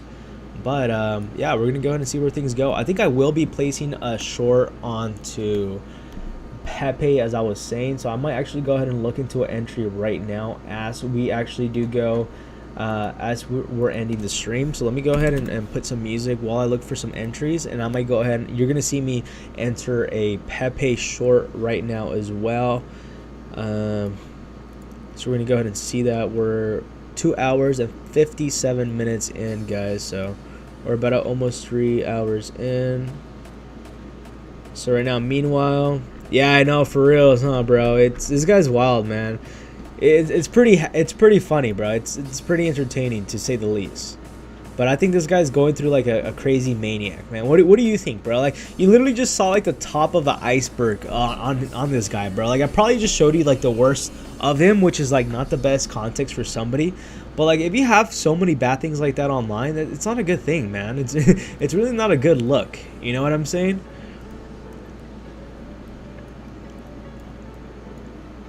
I'm probably gonna go ahead and enter a short at 7042. Go ahead and look at the 1 hourly. I mean, it's not giving me signs of this dumping any further, though. It's actually giving me signs that this thing's going to pump even higher. So I'm actually not going to even go ahead and place a short or anything right now. Yeah, he's referred to himself as a convict now in a tweet he had this morning. Yeah, he's eating this up. Yeah, dude, 100%, man. Like, this guy's like loving the freaking attention. He's like, yes. It's like people get to talk more about me. It's freaking wild, man. It's freaking wild. Like, if I was to go ahead and tell you the whole context of his story, you guys wouldn't believe me. I know damn well you guys wouldn't believe me. You'd be like, bro, you're crazy. Who in the right mind would go ahead and do all that? Well, there's people out there. There's people out there that would go ahead and do that. So it looks like Pepe is actually going to go ahead and pump even further. So for that reason, I'm actually not going to go ahead and short this market. Eventually, what I would go ahead and do is that if it does get rejected at around this area right here, I am going to go ahead and place a short. But it would be around the 775, ideally, would be an area. So right now, the market's not giving me signs to either go long or is really going short, in my opinion. So because we kind of did go live today on stream, I'm just not feeling comfortable with this market, guys. I'm just going to go ahead and stay away from the market the next coming weeks or days. We're going to go ahead and see how the market ends this week. And then from there on, we're going to go ahead and move forward. Like I said, I will be trading options again moving forward. So a lot of new content will be coming to the channel. Obviously, we are a 100% crypto channel, but I think there's multiple ways to make money in this kind of market, in this kind of volatility. So do expect different content moving forward as well. And I will go ahead and post my Discord link down below. So if you're still watching this stream right now, go ahead and stay on for another 30 seconds. I'm going to go ahead and provide you the link to my Discord channel in order for all of you to go ahead and join. Like I said, it's completely free. So let me go ahead and get that link for you. I'm getting that link right now. I'm about to post this link right now in the description of this live stream or on this live. So stay for one more minute for all those that are watching. I'm going to go ahead and post this Discord, and on this Discord we'll be doing a lot of things. We'll be able to have like we'll be able to have like game nights. We'll go ahead and do we'll do a lot, guys, trust me, we'll do a lot. I think game nights are going to be very, very fun. On like stake, we could go ahead and do that. We could also go ahead and talk more about other things like options trading, which I'm very, very bullish on, and we could be a little bit more open minded and have, you know, open discussions, private open discussions on Discord that we can't talk about so much on YouTube. You know, I have to have a filter on YouTube on myself. I'm sure a lot of you probably realize and notice that, but I have a filter when it comes to YouTube. There's so much I could say and so much I cannot say, so I have to be very filtered orientated, that I really can't say other certain things without having the video get demonetized and taken down. So I would definitely like to go ahead and be able to get to know all of you more. So definitely go ahead and join my Discord down below. I just placed the link down below on the bottom, so go ahead and join my Discord. Like I said, the whole entire goal is to be part of this community together.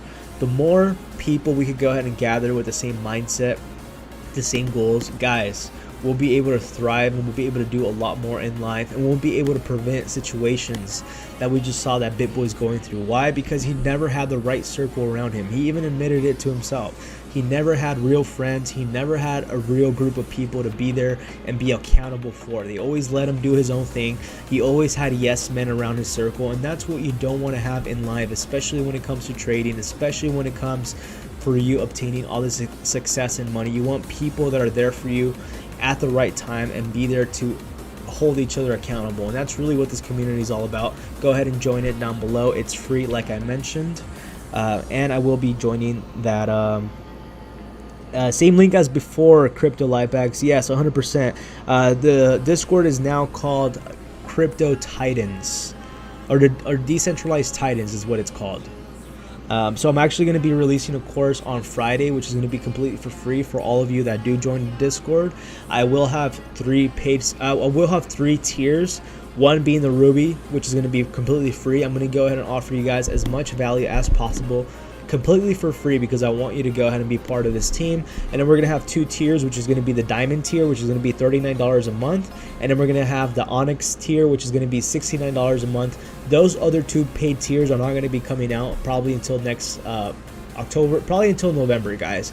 I want to go ahead and focus on the free tier community right now because I want to provide as much value as possible, and I have to go ahead and begin working on all those courses. So definitely go ahead and join down below. I posted the link on the pinned comment. Really do appreciate all of you. Crypto Liebeck says yes, he referred himself as a convict now in a tweet he had this morning. Yes, he's acting up 100%, man. John says, hey, Johnny says, dog, you know how many people we can get to hop on our stream of me and you get stream talk? Yeah, 100%. Always love your streams, bro. Keep doing your thing. I'm proud of you. I appreciate you, man. I'm proud of you too, man. Really do appreciate you a lot. I appreciate all of you tuning in today. We are officially 3 hours and 3 minutes in. For all those that are brand new to the channel, go ahead and do me a huge favor. Smash that like button for me. Comment down below your opinions. What do you think? Do you think Bitcoin's going to hit $30,000 in the near future, or do you think we're not? As well, to go ahead and comment down any more ideas of what you want me to do. The good thing about what the channel is going on right now is that you have a lot of influence. So you guys have a lot of influence when it comes to content, to whatever we talk about. So I do encourage all of you to go ahead and comment down below and start getting engaged. Smash that like button for me. Subscribe. Most importantly, if you are brand new to the channel, I really do appreciate all of you watching in today's stream. I'll go ahead and catch everybody tomorrow. Make sure to like, comment, and subscribe. Support the channel by using my MEXC link down below, giving currently all the way up to 20,000 in sign-up bonuses. Link down below in the description. As well, go ahead and support the channel by using my W link down below. 10% off using code PEPE2 or just clicking the link down below in the description. And most importantly, guys, I hope all of you have a wonderful day, a wonderful night, and I'll catch everybody on tomorrow.